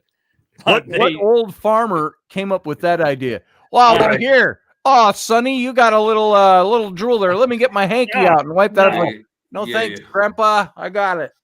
That's that's like watching the great uncles go out and they've been working in the field and they'd have an apple or whatever with their lunch and they'd get out their pocket knife and they'd cut off a slice of the apple and they'd eat, work their way through this apple. Meanwhile, just 20 minutes earlier, they were cutting strings on a manure spreader with the same knife. With the same knife. Fingernail, yeah. By the way, JP, I meant to ask you. I think I missed this. Why are you dressed up anyway? No reason in particular. I had ordered a suit. It had come in. I tried on the suit and the vest, and I put it with shirt, trying to see what would work. And I just haven't taken off the vest and shirt. You look good. You look good, man. Well, thank you. I appreciate it. You remind me a little bit of Ricky Gervais. He's big over there in the States, isn't he? He looks a bit like Ricky Gervais. He's not in as good a shape as Jason. But I'm not in that great a shape. Rounds of shape. What about bracers? Or as we used to call them, your grandpa would call them suspenders because he used to hold his pants up. But bracers hold your pants up. Suspenders hold your socks up. Yes. Oh, there's that. Yes. No, I never wore sock suspenders. Well, isn't that like a garter belt for a woman? Kind of. Yeah, basically. It's a manly garter belt. What do you connect the suspenders to? Your underwear? Where do they connect? So there's different methods of them. You have some that actually go on your leg, right? Yeah. That have basically like garter straps, and they go to your socks. Calf. You mean like a holster? Yeah. Kind of. Like you're keeping your little 33 down there. Right, like a calf holster. Sure, yeah. And then they have ones that are like shirt stays that will clip to the tails of the shirt, and it will run down the length of the trouser to your socks. Supposedly, God, that would drive me out of my mind. Your shirt, nice and. I'd be terrified of it snapping off at the foot end. But dude. Ooh. And not only do you lose a nut, but you've got your sock dangling around. Now your sock's hanging out, and you're looking like an asshole, and you're sitting there dying. It's just nothing but lack of dignity. I remember during the 80s, right? When I was kind of really in my fashionable prime, but braces, were a big thing. And actually, they were really cool because you could buy a pair of pants that were maybe a bit big for you, or maybe a bit small for you, or whatever it was. You could just, these braces were like, the thing. And all men used to wear these braces in the 80s, at least in this country. So braces were the thing. So, just stick on, a pair of trousers that are 2 sizes too big and you just wear your braces. And you look like a clown. And yeah, well, you would think so. But we used to wear braces with cargo pants or combats or something like that. Yes. But we'd wear braces, and it was just a thing for a while, Yeah. An idea. It was during the 80s, yeah. Well, the whole men's style of the 20s and 30s was just dapper. It was Swave, it was DeBoner, it was, it just I like it was dapper. so classy. It was what, Professor? Swave and DeBoner. Yes. Debonair, or did he mean to say DeBoner? Yeah. Yes. They got me when I'm a dapper Dan. Yeah. I'm a dapper man. I've had people say, meant to "My, say you look what they tell me, you look dandy." And I say, "Yes, I may look like a dandy." I'm not a dandy, Yeah. but I may. I look always dandy. look at the footage of the 30s, the 20s, 30s, 40s. Mm. I mean, these guys must have been up since like dawn, shaving and moisturizing and slipping their hair back and putting the perfect suit on, and every day, I mean, just to go to the store or go to work, I mean, can you imagine as a man, getting up every day and doing this, Yeah. Basically, Well, had to do that in the military. I mean, yeah, but you got to remember back then they didn't have all the extra shit to do that we do today. So I use actually a regular part of- safety razor. That was part of their daily activity. It gave them something to do. I mean, all they had to do was get dressed and then find the horse or the carriage or the Model T and then mosey on down to whatever shop they were at. Yeah, we wake up today and we've shave, got they this shave so closely. They had the perfect shave. Well, yeah, perfect haircut, the perfect grill cream. Everything was perfect, and with a side parting. I mean, Jesus, Yes. it had to. That whole thing of getting up in the morning must have taken at least the an thing hour. though. Once you actually have everything down and you have your habits and your mannerisms of doing everything, routine, muscle memory like that. Muscle memory. I mean, it just goes. You walk in, you get everything done up, and then all right, cool, and off you go. All things come around, and eventually you say to yourself, fuck it, Jesus was right. Long hair and a beard. There it is. Yes. But you know what, Scotty? I am teaching my 2 sons how to shave with a traditional straight razor. Everybody's like, oh yeah. And everybody's like, Michael, that's dangerous. I said, when they get tired of cutting themselves, they will learn. Yes. But you ask JP, have you ever suffered through them? You talking about the shoes? Have you ever suffered through the most uncomfortable pair of black dress shoes that the Army ever give you? the first thing that you oh yeah, them things is horrific. They're like vinyl and they don't bend right, and they're god awful, cut into the bottom of your ankle. They're just whatever. So, but like I said, the dapper stuff, the dapper Dan, the flop, and all that. Them guys, Dapper even Dan. gangsters, the gangsters dressed like that. When they went out, they was a showpiece. The women they had on their arm, they called them flappers or whatever. It was a whole scene. And at Fort Lee, before they renamed it, they used to have what they call the Pimps and Hoes Club. Everybody dressed with the feathers and the bolos, and they'd pull up in the old 32 coupes and stuff. And everybody's like, Michael, what are you doing? I'm like, God damn, it's took them forever to get this ensemble together.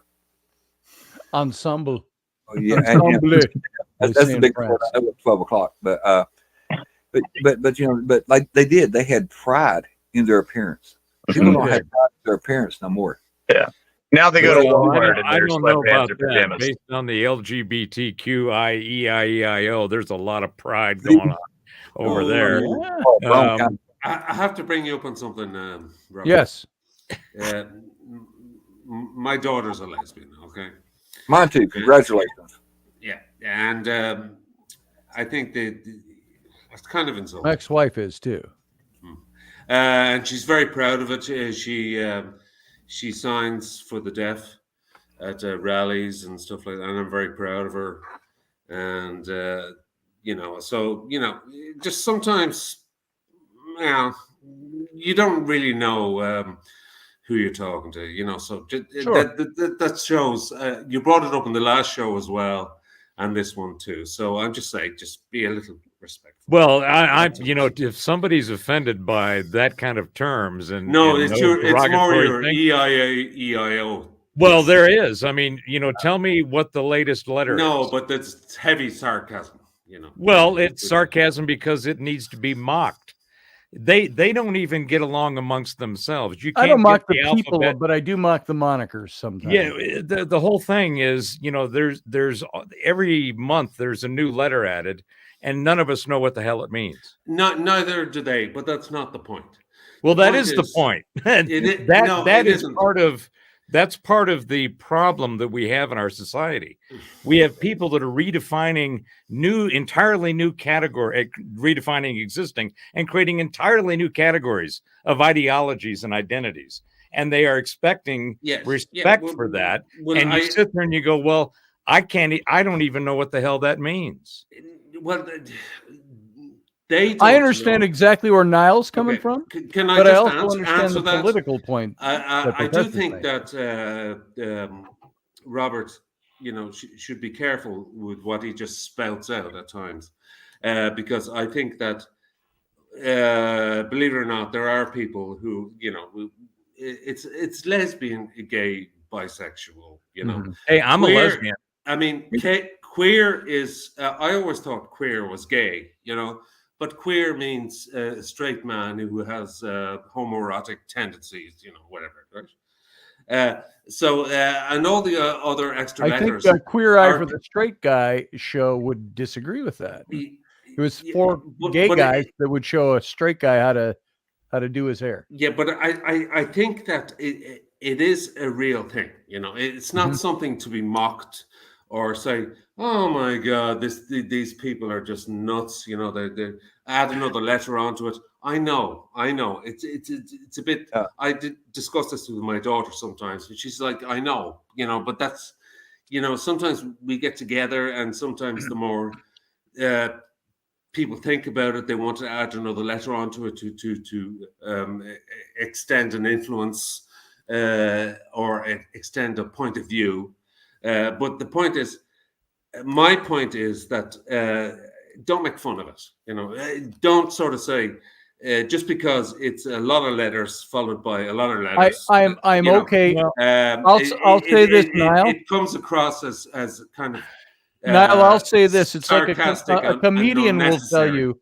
A comedian will tell you the worst kind of person is one that can't take a jibe. Comedy is meant to be offensive.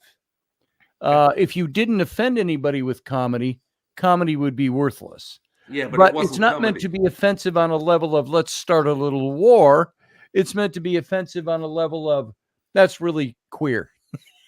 That's really dumb. Or that's really all I want to say.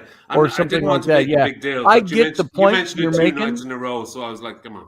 Yeah, I get the point you're making. In the 20s, in the 20s, if somebody told you they had a long gay day, that meant they had a really happy day. Yeah.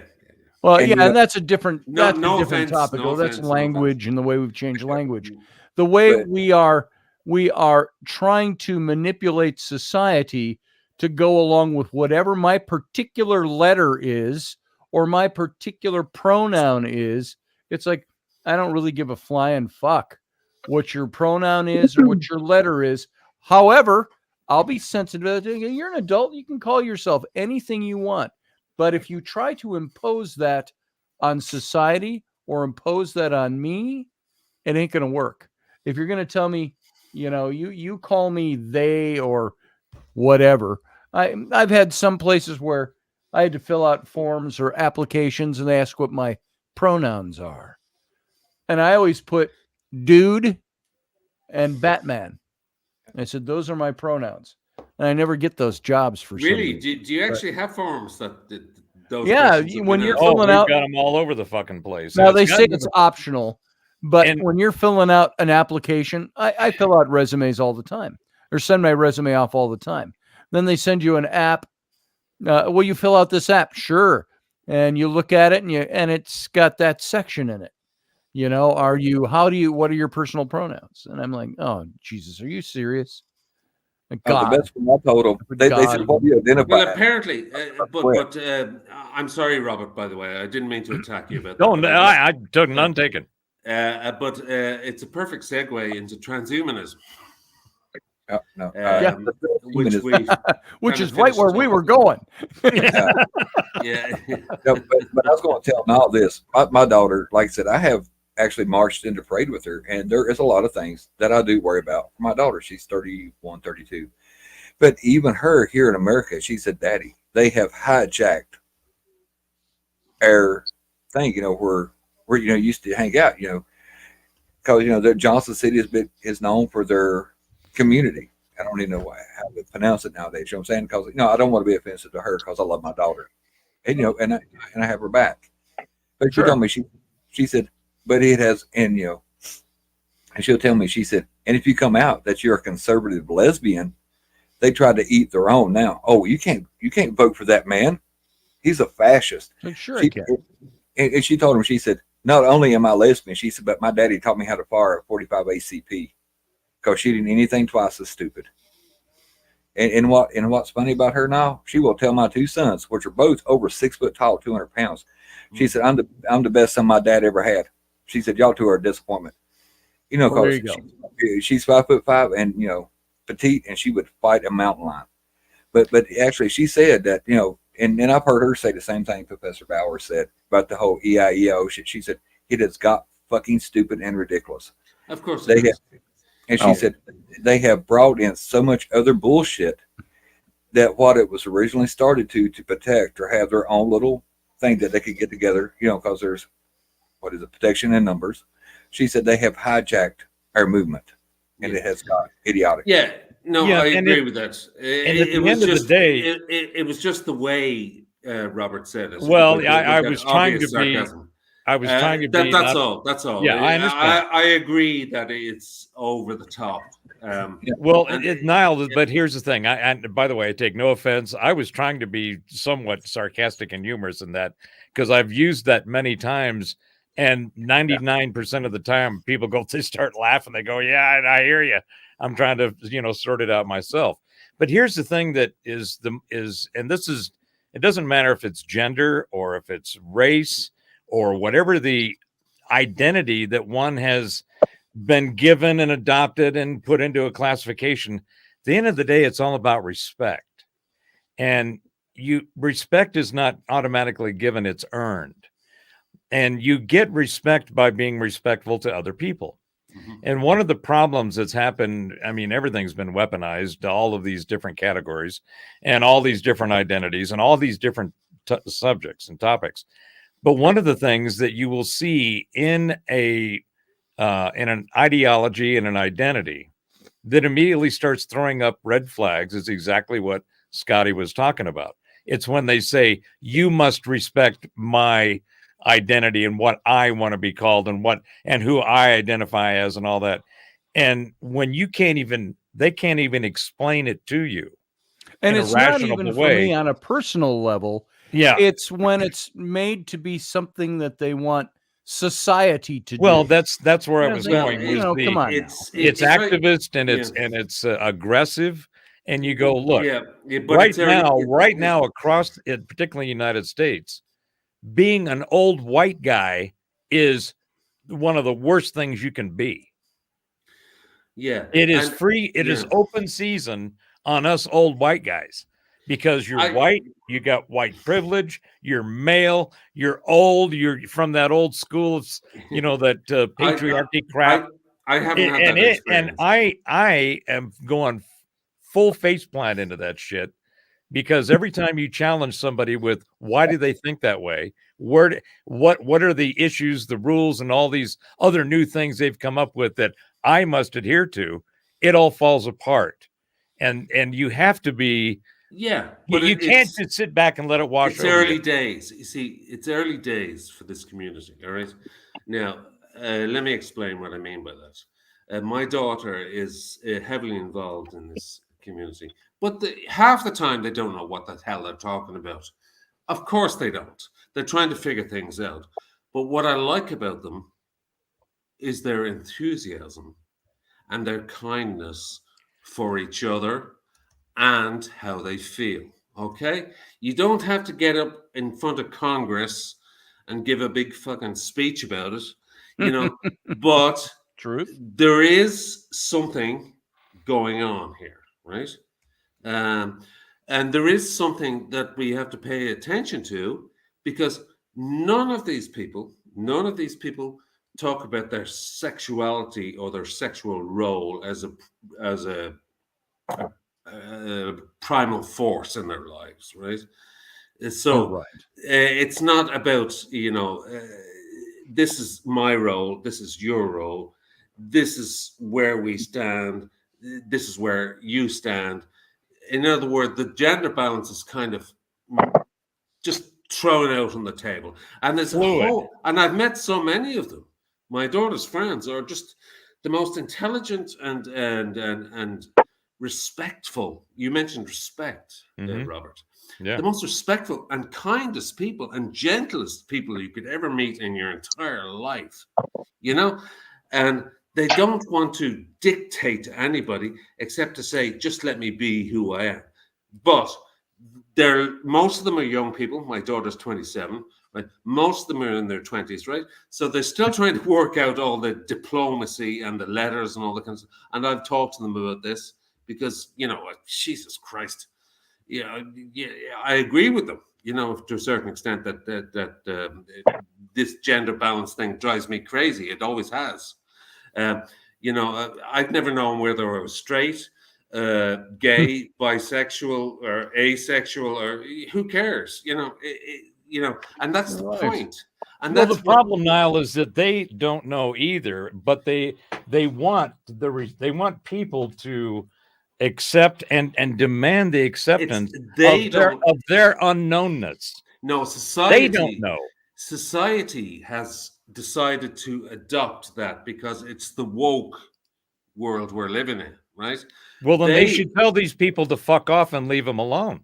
Well, it's too big now. It's in all the movies. I mean, Jesus, it's in all the advertisements. Well, that's because entertainment helps you can't push this. Look on any advertisement on TV. You have to have a fucking mixed race couple. You can't have a black couple. You can't have a white couple. You have to have a mixed race couple with an Asian child. I mean, how does that work?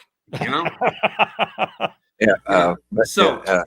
isn't the LGBTQ's problem, or it just blown up out of it, and all they want is just to be understood, and so it isn't like they're they don't run the Hollywood or the major movie networks or the advertising company.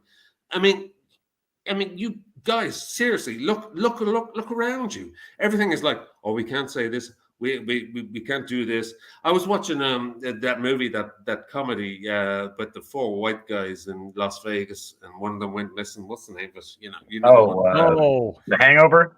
Yeah, The Hangover. Yeah, you couldn't have four white guys these days. It would have to be a black guy, a white guy, an Asian guy, and they had an Asian guy. Yeah, maybe a fucking but Native American or something like that. So that isn't the problem of the community. That is the whole world going nuts and saying, oh, Jesus, we have to keep these people happy. We better do something about this. Oh, my God, because they'll go crazy. And that isn't entirely the truth.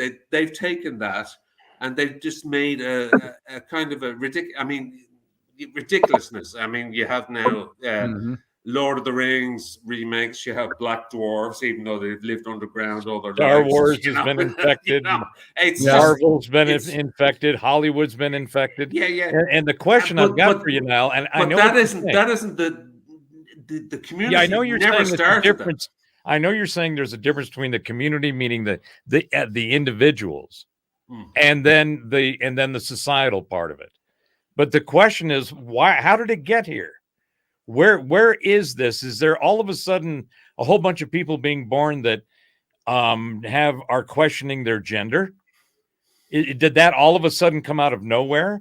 No, This whole thing about being bisexual, which is really all it is in the end of the day, and you either prefer one sex or the other, that's been around in our history for millennia. And it has, in different cultures, either been accepted or completely shut out. I mean, you try being gay over in a Muslim environment and, have a nice day. It's over. Yeah. You have, I think what you have, it become trendy to be trans. It become trendy to be gay. And now with everything connected, so, with the web and everything, it's like the TikTok challenge when everybody's dumping ice buckets over their head. Who the fuck wants to get dumped with cold ice water? It sucks. Well, but it's trendy. But Niall brought up a thing, and he said they feel like. I don't know how it is in Ireland, but when I was growing up, I'm 51. I don't know how old Niall is. But you know what my parents would have told me, and my grandparents would have told me. JP's probably would have told him the same. And it even happened when he was in the army. They had an old saying that said, "Fuck your feelings." So when they tell me they feel, they say, "Oh, I feel I should," or "I feel like this." When I was growing up, I was 30 years old, grown in the army, and I would still speak up on the farm. They'd be look at me like, "We don't give a shit." We're 50, 60, 80 years old. But, well, I feel like we need to upgrade this. They basically tell you to fuck off. Your feelings and what you thought did not. But I think the reason it has gained so much traction is everybody is so interconnected with their phones, with their laptops. The whole world is networked together. And that's what actually Mike brings up a really great point, and I've been super quiet on this topic. All right.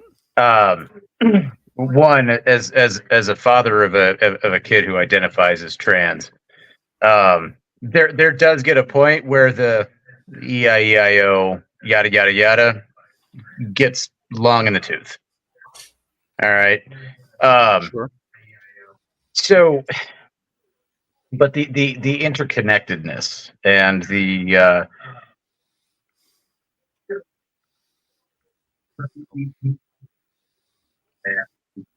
did we lose you? No, I am trying to better formulate where I was trying to go. Okay. With this, he's trying to clean it up and play nice. You better take another swig of that Jameson, son. He's either going to call me an asshole or Robert an asshole. I can't no, decide which. no. Here's one of the things that I do think that it would be good to kind of take a step back. And what does it really matter? What it really, truly, honestly, at the end of the day, what does it really matter? It depends on the context.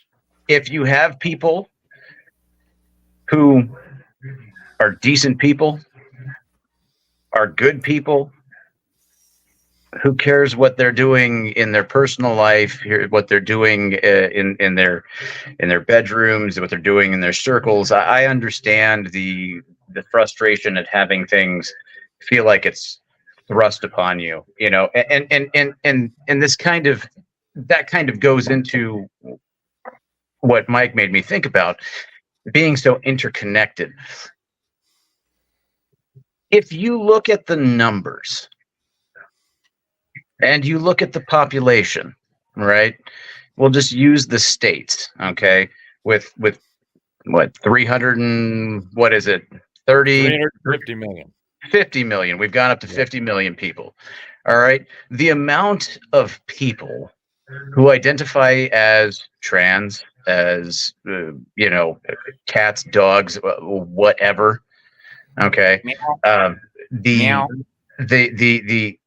It is minuscule. It is a literal drop in the bucket. You are talking about a statistical rounding error, right? About 0.3%.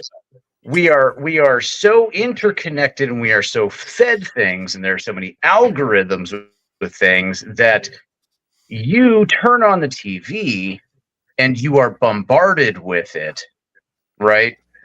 You're bombarded with a topic that only covers this much of society, I agree. versus this. So it appears to be vastly larger than it actually is. Yes. Which answers your question, JP. What does it really matter? It matters because it's become a mental virus that Right. we all have to deal with, because the noisy few are making this But incredible it is interruption in the continuum. the noisy few are making that interruption. But here's the thing, though, is people give them a platform by turning on the news. All right. They do. Well, everything else is the same way, yeah. And it's the squeaky wheel. It's not the people out there who are just like the regular people trying to live their lives in peace, be good to one another, be productive members of society, just want to be left alone and treated like anyone else. Sure. It's the people who are overblown about things. Like, well, and it comes through this news feed, and a perfect experiment is turn on the news and just flip through and spend 5 minutes on each of the major legacy media news feeds, and then go outside. Right. You won't see any of the shit that you were just told when you go outside. Yeah. Right. That's why I don't pay attention to the news when it comes to things like with Israel and the Palestinians and Hamas. Because what you are told and what you are fed by the mainstream media, 8,000% of those people sitting on those screens, those pundits, those whatever, all right, they have never been in a combat zone. They've never been within 100 feet of a JDAM. They've never had to, mess with plastic explosives. They never had to do a controlled det. They've never had to clear a building. They've never had to conduct urban warfare. They've never had to do any of these things. And yet these things are given to us as gospel. They've never dealt with terrorist extremists. They've never dealt with guerrilla warfare. There are so many things that are not shown, and the things that are shown by idiots, experiential idiots, and in as much doing that, they're being ethical idiots as well. But see, that's part of the problem. You can't pay attention to that stuff. You have to go out and see what's actually really out there. The problem is the only reason that stuff is the prevalent content on the legacy media is because there are exactly the people that you're talking about. There's more of them doing that than people like us doing this. It's a consumption-based thing.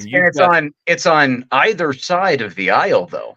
Yeah. Both sides of the aisle, when it comes to all the legacy media and getting your news, are both it's myopic morons. It's propaganda anymore. And years ago, an old guy told me when newspapers was still a thing, I asked him, I said, why don't you write about the little boy with the lemonade stand or the Girl Scouts selling cookies? He said, well, goddamn, he said we'd go broke. If it leads, it leads. Niall, you were going to say. Yeah. Yes. In the middle of all this. Sorry. I know this is a deep topic, and that's what she said. One thing I've learned is that from my daughter and her friends and the community is that it's not really about sexual preference anymore. It's not about, well, I'm gay, so I want to be crude, to have sex with a man. Right. It's a great question, Dora. It's not about a lesbian. I want to have, strap on a dildo and have sex with a woman. This is not the message I'm getting. Right. It's not the message I'm getting. No, we all suddenly feel uncomfortable. No, it's about a confusion of the gender. The message is they have. It's not about sexual preference. It's about, if anything, it's about a lack of sexual preference. Okay, if that makes sense. What they are saying is, and what I understand, is that they are not saying that we want to have sex with this, but we don't want to have sex with that. It's not about sex. No, it's about gender. It's about It's about It's about whether you have a masculine tendency or a feminine tendency. It's all about sexuality. I mean, the act of sex, right? The act of sex. That's not what I'm seeing. All right. Well, just let me finish. Here, let him make this point. Yeah. The act of sex is not what they're talking about. The act of sex is irrelevant. It's about gender. It's about how sexual communion is really not that important. That's kind of what Dara just said. By the way, Dara, let me welcome her to the show. I don't know if I've seen you here before, but I know you on my Facebook page. So go ahead, Niall. Sorry. Sexual communion and procreation, is kind of irrelevant to this community. And given the population of the world at this stage, and given the gentleness of these people, and given the fact that they just want to be themselves with a community that they can gather with all by itself, and is an extremely beautiful thing. And all these people are highly intelligent. They have degrees up the wazoo, and PhDs coming out everywhere. So these people are saying to themselves, the nuclear family, which, our generation, right? We're all around the same age group, give or take a few years. Forget about it, the full-blooded male, going out and, one of my best friends is from Tennessee. He's a fucking ex-military guy. He doesn't agree with anything I say, but I love the guy to death, but we can agree to disagree. But this whole movement, it's not really a movement. It's become a movement. But how they feel is they're kind of asexual. Okay. See. Let me make a point. And what I mean by asexual is they don't feel that they have to advertise their sexuality. I mean, there is gay pride. And all. Well, let me make a point on that point. What we call pansexual. Just that singular point. A point being, we used to have a saying that was similar to the one you brought up earlier, Niall.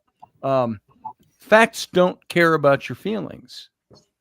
No. And what it comes down to for me, when it comes to things that are being presented to society that we need to do, or we're being asked that we should do, or there's being mandates that are being asked for, or laws or whatever, is much of it comes down to this is based on somebody ignoring facts and elevating feelings to the position of facts.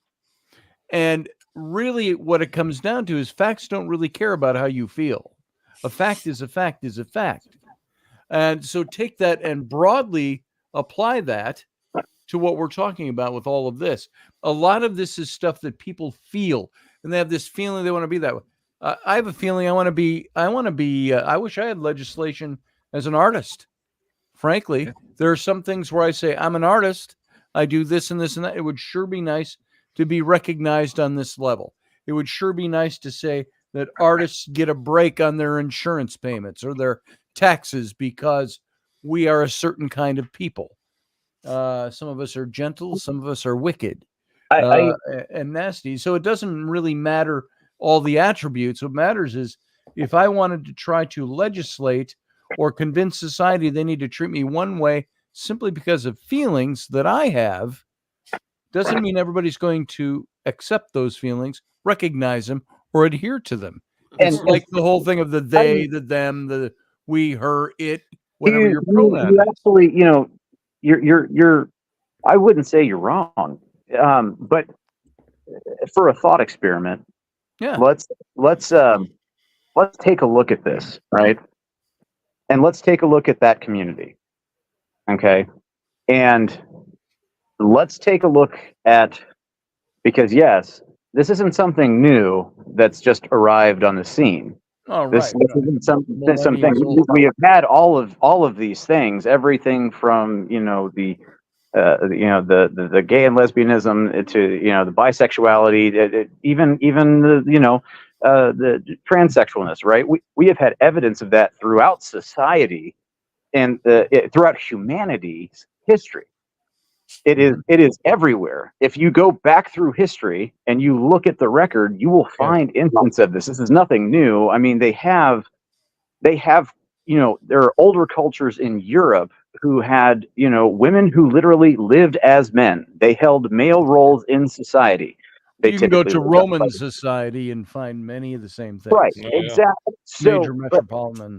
If we go back, not that far, right, but we look back through time to, and we can use it recently. Let's look at the 80s with the AIDS issue. All right, and the level of stigma that brought on to gay men.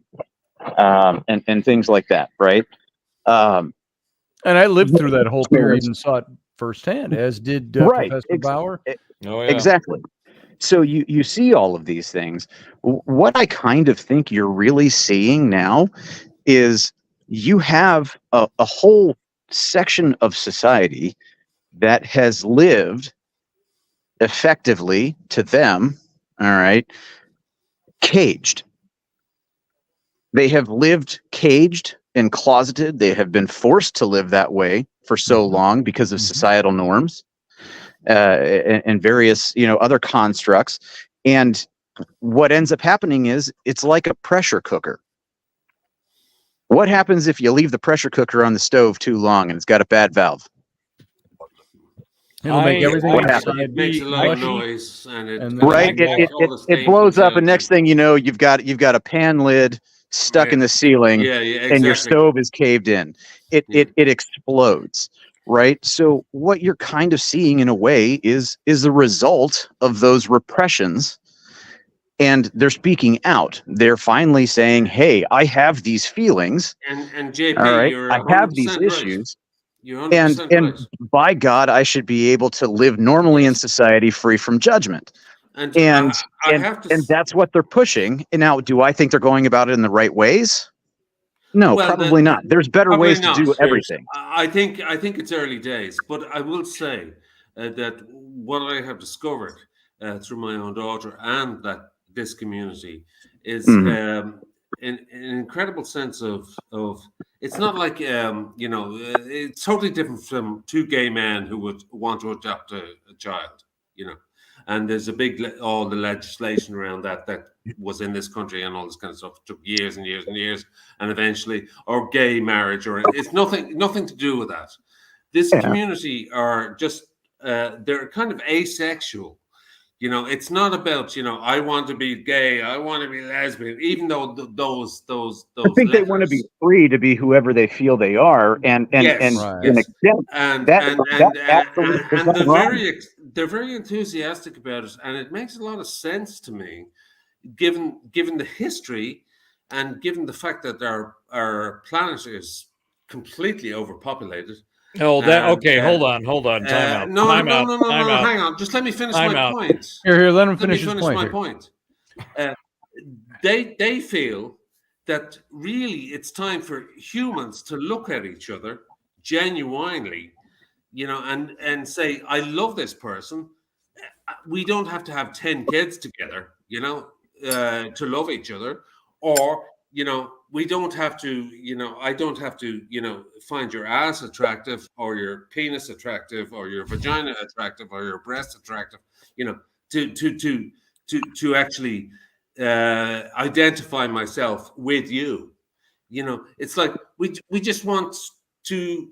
It is kind of transhumanist, and that is where the LGBTQ community are coming from, Robert. From a transhumanist point of view, and that's I do not agree with that at all. And you can't because everything on TV and everything in the movies and everything is totally telling you the opposite. No. First of all, I agree with everything that you said about the nature of the character of the individuals in the community.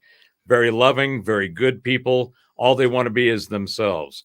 And by the way, you forgot to preface that, Professor Bauer, with Jane, you ignorant slut. And Sorry, JP, now that's I just a agree joke. It with just made me thought about I that. agree with your premise, Old SNL. JP, that we are seeing a pressure cooker. But here's some Yes. information that I think that you both may need to consider. Number one, the whole identity of any kind of interaction with similar or odd genders has always been classified in three categories. You're either gay, which is kind of broad. You can be a gay woman or a gay man, meaning homosexual, Oh, or you're a He'll lesbian, be back. or you're bisexual. Okay, and up until, and what JP is talking about, up until the mid 90s and the early 2000s, those were the main categories. But now what's happened is it's become about the gender itself. We now have all of these different delineations of my identity is fluid. Today I'm bisexual. Tomorrow I'm lesbian. Well, The next day. Now hold on. I've never met anybody who speaks like that, Robert. Oh, I know. I understand that. That's why I said I agree with the character you're talking about. I'm talking about what JP's point was about this pressure cooker, about how there's been this suppression of people who have had these tendencies, and it's now, it's reaching a crescendo. The difference is that the crescendo that we're seeing now has somebody's come along and they've thrown ham hocks and spices and all kinds of shit that doesn't belong in that pot, that was never in the pot. It was never a part of the original recipe. It wasn't the Colonel Sanders of it being what it originally was. It's now been mixed with a bunch of, frankly, psychological issues that have been cooked up by people who, and it's been given to people, causing all the confusion and the narrative. You can't say that for sure. You say it's been cooked up. I mean, you can't speak for everybody on the planet, Robert. I mean, I'm not speaking for everybody in the planet. I'm talking about the narrative that's flooding the minds of people, causing confusion. Here's one question that I have for the. But I've always said during this conversation, it's early days. This has to be fleshed out. It has to be fleshed out. It will be. But here's a question that I always pose to the people that want to be transgender. Okay. And this is nothing other than an observational scientific question. If the original gender does not define the gender, the identity, then how does changing that gender affirm it? It doesn't. That doesn't make any sense to me. There's too much If logic my in that. genes, if my genitals are male, how is chopping it off and inserting stuff and creating something going to affirm that I'm another gender? My genes haven't changed. My biology hasn't changed. I mean, this is an example of the psychological. That's a psychological aspect. I mean, it's multifaceted. That's where it is. That's a personal thing. Do you remember what we were talking about last night? Was it last night or the night before? I think it was last night, wasn't it? Night before. Night before, yeah.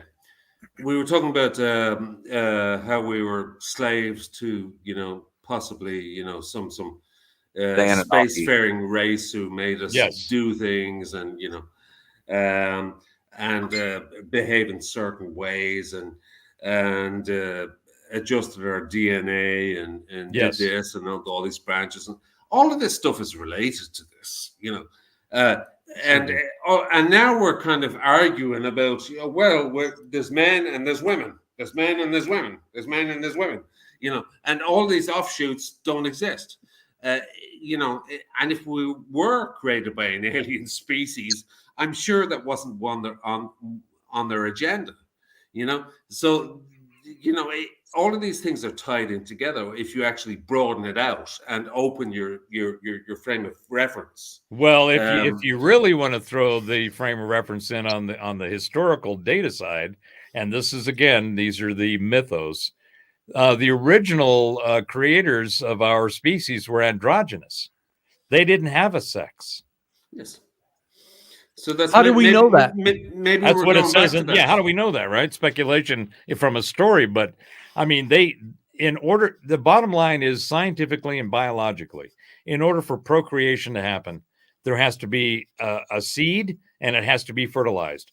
It doesn't matter if it's human. It doesn't have if to it's be animal. That is biologically the way that we function. Was it the way that it started? Who knows? Is it the way that we're going to perpetuate ourselves? Apparently, because we can't create life because we don't have that knowledge. We don't have that that experience. We can alter it, we can change it, we can transform it, which is what a lot of this discussion is about. And I think that the whole idea of it transforming is something that isn't being thoroughly vetted from a logic, from a science, from a what are my feelings and why do I have these feelings perspective. People are confused on purpose because the chaos in the mind has been created for all of these. Well, today I felt gay. You know what? When I first found out what a lesbian was, I realized I was one too. Yeah, I've never heard anybody say today I feel gay. Maybe I'm gay. Maybe I'm straight. Yeah, you know. You've never heard that? I've never heard somebody say to me, maybe I'm gay or maybe I'm straight. I'm not sure. Holy shit! I've met a lot of people like that. I've said that to myself. No, in this country, it's like, come on, guys. You know, you're not going to meet your local mate down the pub and say, hey, Niall, or hey, Robert, you know, I feel a bit gay today. I'm not sure whether I'm gay or straight, because, you know, we tend to shy away from that kind of stuff. Gay, you know, especially amongst men, you know. Yeah. So I got a question for Niall. Here in this country, I remember there's more than one example I could put, but there was an older female couple that lived together, and nobody never thought nothing about them. They just called them Aunt this. I think one of them's name was their past. Now, one of them, I remember they called her Aunt Shirley and Aunt whatever, and everybody knew that they was lesbian, you know, and they was in their 60s and 70s. This is back in the 80s when I was a young lad, but nobody never thought anything any more or less of them. You know, they're part of the community, and it was a small country community. You know, it goes back to the live and let live. Yeah. But, you know, growing up, you know, I grew up with cousins that was more of a tomboy. You know, they wore the jeans, you know, they threw the football, they run around through the fields and hung from trees. Then you seen the guys, you know, we didn't think nothing about it. You know, you had the friend or whatever, or family that played with the Barbie doll. You know, the adults looked at him a little weird, like, oh, well, but we never thought of that. And it goes back to hatred can be taught. Intolerance can be taught. Yes. Of course it can. And like I said, you know, and I got a friend, he's a male nurse, and I give him a bunch of shit about being a male nurse. But at the end of the day, his profession, he works with 99% women. So what better job could a heterosexual male have than working with 99% women? Target rich environment. Pretty much. That's a good point. And I give him shit. And like I said, I've never. Listen, I'm really sorry for taking over the conversation. Oh, hell no. That's what we're here to do. But very stimulating and appreciative. That's what we're here to do. But while we're on that little break, I'm going to show you guys a couple of pictures. Oh Lord, it ain't going back to bracers and. I think I'm not sure. Oh Lord. That is my brother and me back in 1983. So that is 40 years ago. Definitely the 80s. Ago. Oh, God, that picture's as old as I am. It's definitely the 80s, but I only brought that up because it's the only picture I have where I have bracers showing. Yeah. I had a pair of plaid jeans. And he's wearing a waistcoat. Yeah. Yep. He was a biker. So he's wearing a leather waistcoat, and I'm wearing suspenders. And my jeans, by the way, dark blue, but they were plaid. Oh, is that a green stripe in those jeans, or is it just a blue plaid? Yeah, I can't. There's a green stripe, and there was one faded red stripe that was very infrequent in the plaid. Very faded. That's a great picture. Suspenders. That's my older brother and me. Yeah. So what was that? I was 22 or 23 in that picture. Please tell me that's bell bottom. Was it bell bottom? John Ward and me, who I mentioned. This was our clothing in Egypt when when we were in Egypt, and even when we were on our own little expedition for our book, we only had a couple of people and some Egyptian Sherpas, if you will. This is the way we dressed when we were in Egypt. John is wearing plaid. That's his very snazzy. Prince Charles very snazzy. private tailor. I'm wearing a houndstooth. Is he wearing a sweater? Yes, it was cool that day. This is that's Diyar el Bahre in Luxor right there, Hatshepsut's temple. And so this is Luxor, Egypt. It was about 67 degrees that day. So yeah, he's got a sweater on. And then one other picture of just John and I. There we are, dressed to the nines, riding the boat down the Nile, the Dahabea. And that was our captain right there. And that's at Gebel El Silsila in the background. That's John and Maria's archaeological site. But that's the way we dress. Now, we weren't wearing ties out there. John had a cravat on. And I think you can see it in this picture a little bit. Gonna say a cravat or an ascot? Yeah. He's got a cravat that matches his pocket silk. There. I have a great reproduction of the ascot that a lot of the RAF guys wore during the Battle of Britain. It's a dark, almost navy blue with a white spots, and oh yeah, it is on point. If you can get an ascot and you know how to tie it and you can get it set up right and you pair it with the right stuff, killer. It is. I just remembered even my dog has a bow tie that was sent over that's got the Union Jack on it, and he looks very dapper in his bow tie. You don't see many pit bulls with bow ties. No, or bracers or waistcoats. No. You know what? I might have to dress him up. Give him his little breeches or whatever. There you go. I don't dress my dog up. I think Noel doesn't like the term waistcoat because it's a British term, and I understand that. Yeah. I understand that. Quote, he says.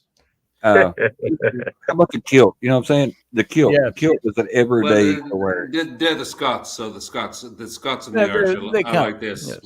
Yeah. We're like this. We've always been like this. I wear my fill of egg or my fill of more. We hate the English. That's it. You think Wendy's watching? I never did understand that whole beef, but and the Welsh are early like enough.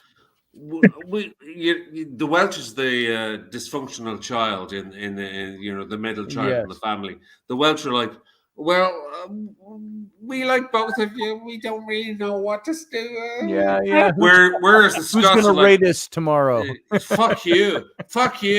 We're with the fucking Irish because the fucking Irish, the fucking Irish. Fucking Irish. It's all about passion, Yeah. Whereas the Welsh are a little bit more subdued, and the English are just fucking the Antichrist. Yeah. God. There's a great comedian, Darragh O'Brien, who was made famous in England, and he says he was asked a question about Ireland and England because we're practically neighbors. There's only 80 kilometers between. Practically, 50 miles for the U.S. crowd, right? Yeah. The Welsh and the Irish who could. And he says, "How do you feel about the English?" He says, "I don't." He was asked a question about the ocean. Oh yeah, the Atlantic. He was interviewed by an American. Because those bastards. Americans, we love you Irish guys because you're very funny, And he was like, yeah.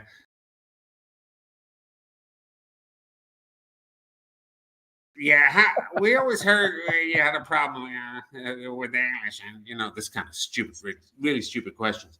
And he says, well, we have no problem with the English. We have more of a problem with the ocean. And the guy was like, what do you mean? He says, we have more of a problem with the water. Because number one, it's too cold, and number two, it brought the English to us. So we actually have a problem with the ocean and not the English. So it's typical Irish humor. It's like the ocean brought the English to us. So as soon as the English arrived, all hell went. But Yes. it's the fault of the ocean. The fucking ocean brought the English Yeah. to us. Oh, And you can ask a Scandinavian, you can ask someone from Norway or from Sweden. I have to mention one thing before we go tonight because it is that time.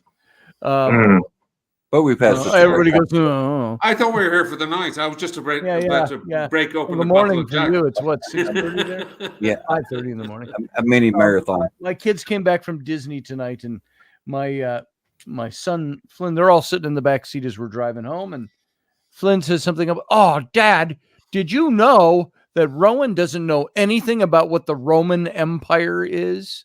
Rowan's 12. I'm like, "What?" And I said, "Where have I gone wrong as a father that you don't know what the Roman Empire is?" And so, according to the internet, men think about the Roman Empire every day, or at least several times a week. At least.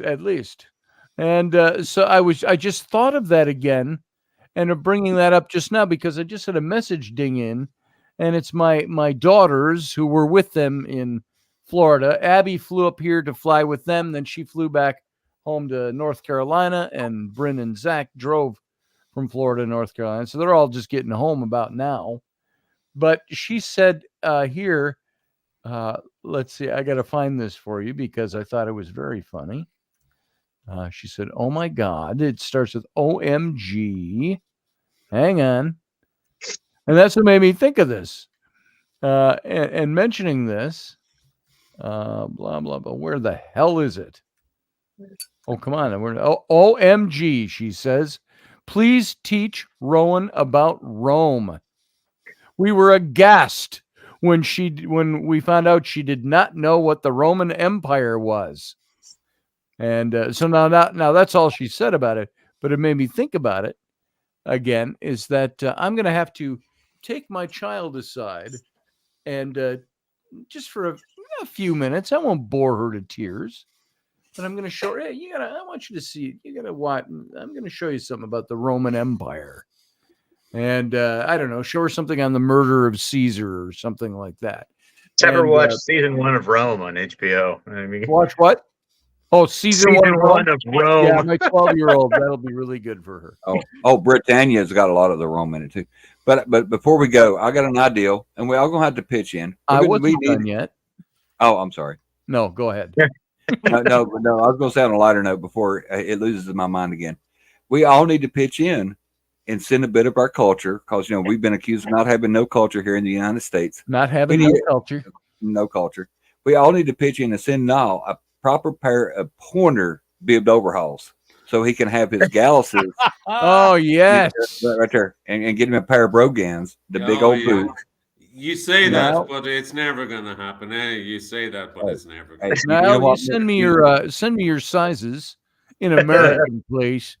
Yeah. Need your American none of this sizes. metric shit. Yeah. None of your okay. Well, but Niall's gonna know. Niall's not gonna know what brogans are. They're just brogues. Yeah, they're your shoes.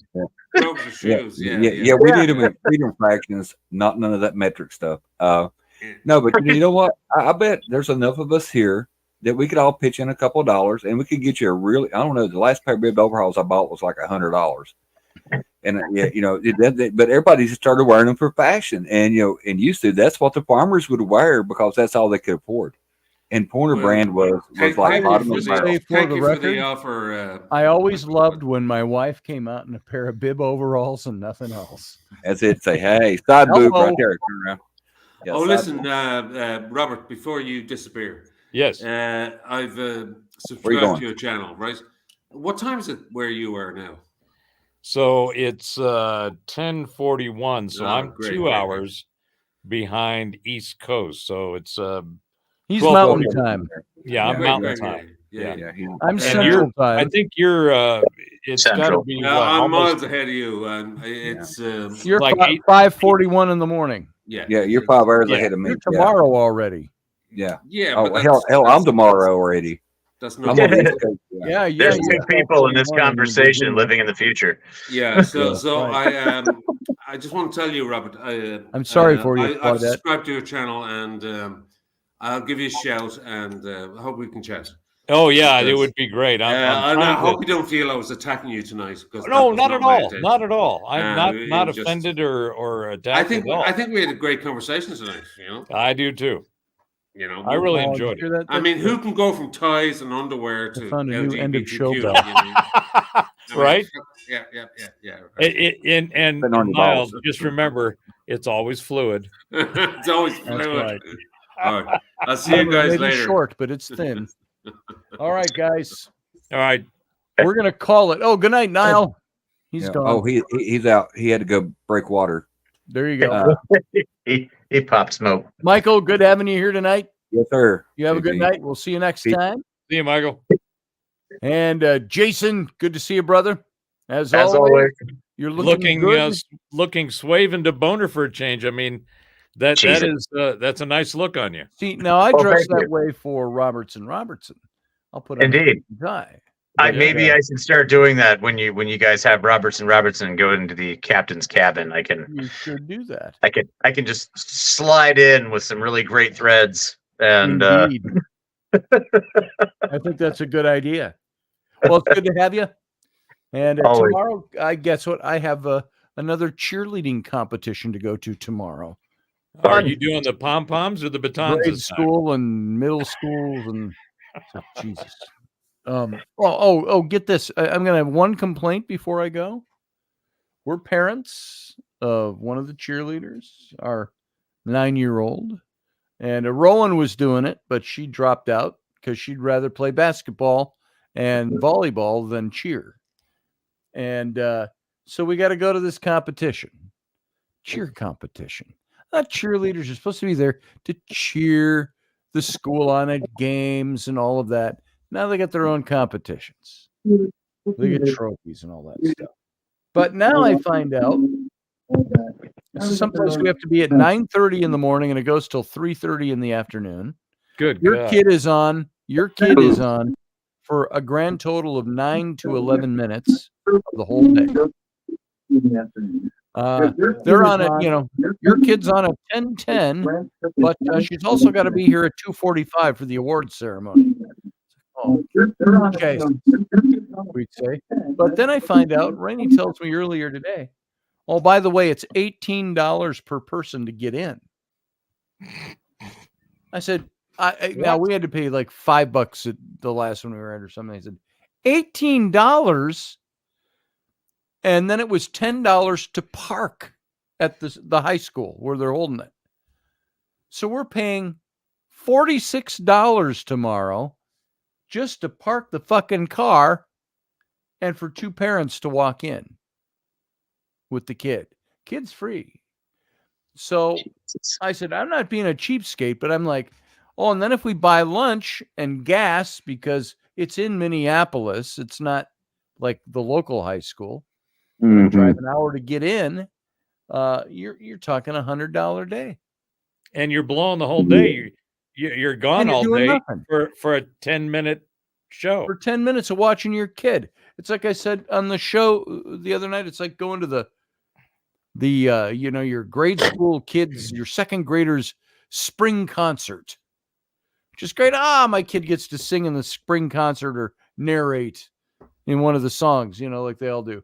But then they got the kindergartners, the first graders, the second graders, the third graders, the fourth graders, and the fifth grade. No, the fifth grade is middle school now. So all of those, each have 2 songs. So you're going to hear your kids sing in their choir, and then you got to sit through 4 other grades of their 2 songs. Like kids, I don't really care about. It's like I don't care. I don't like kids. I do okay with kids. I like high school kids. I like kids who can understand me when I talk to me. When I talk to them, I like kids who I could talk to and hold a conversation about philosophy in Rome. I don't like. Sounds like you've got some work to do with Ron. I do. She was really interested in the Holocaust, which was, and it frankly it unsettles her very deeply. Yeah. She gets start off with lead in with something cool. Testudo. Crossing of the Rubicon? Yeah, like the whole the Roman formations.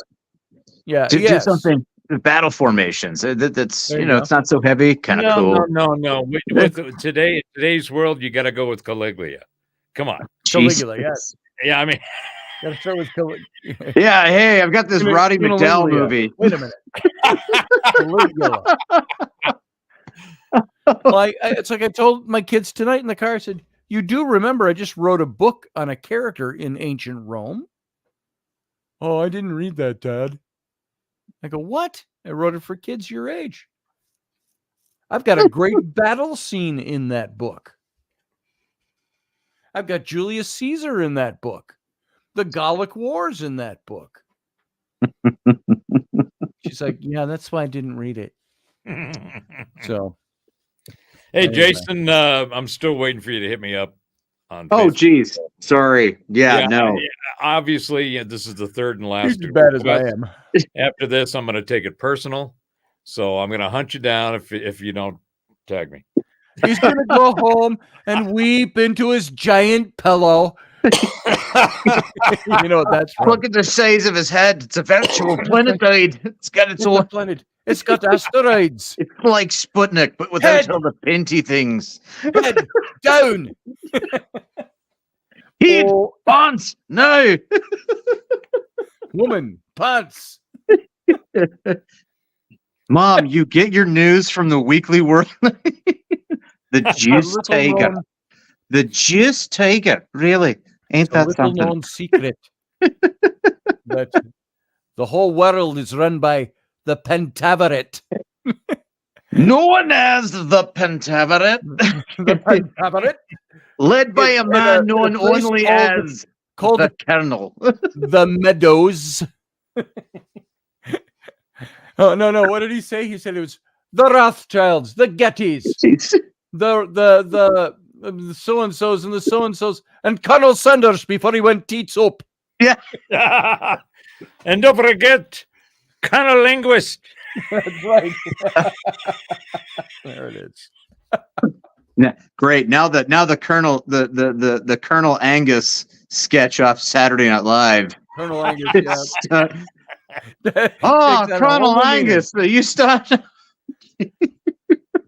Colonel Angus and Colonel Linguist. Oh, gosh. All right, guys. Let's get out of here. Jason, all right, I'm out. See you later, brother. Have a good one. Take care, guys. Same with you, Professor. Have a good night. Do the same. Great weekend. Take care. You too. Everybody else, thank you for being here. Thanks for being part of this show. You know how much I love you. You know who loves you. It's me. And so we're going to get out of here. Thanks for being here. We'll see you next time. We'll see you Sunday morning, bright and early at 9 a.m. Central Standard Time. That's 10 a.m. Eastern.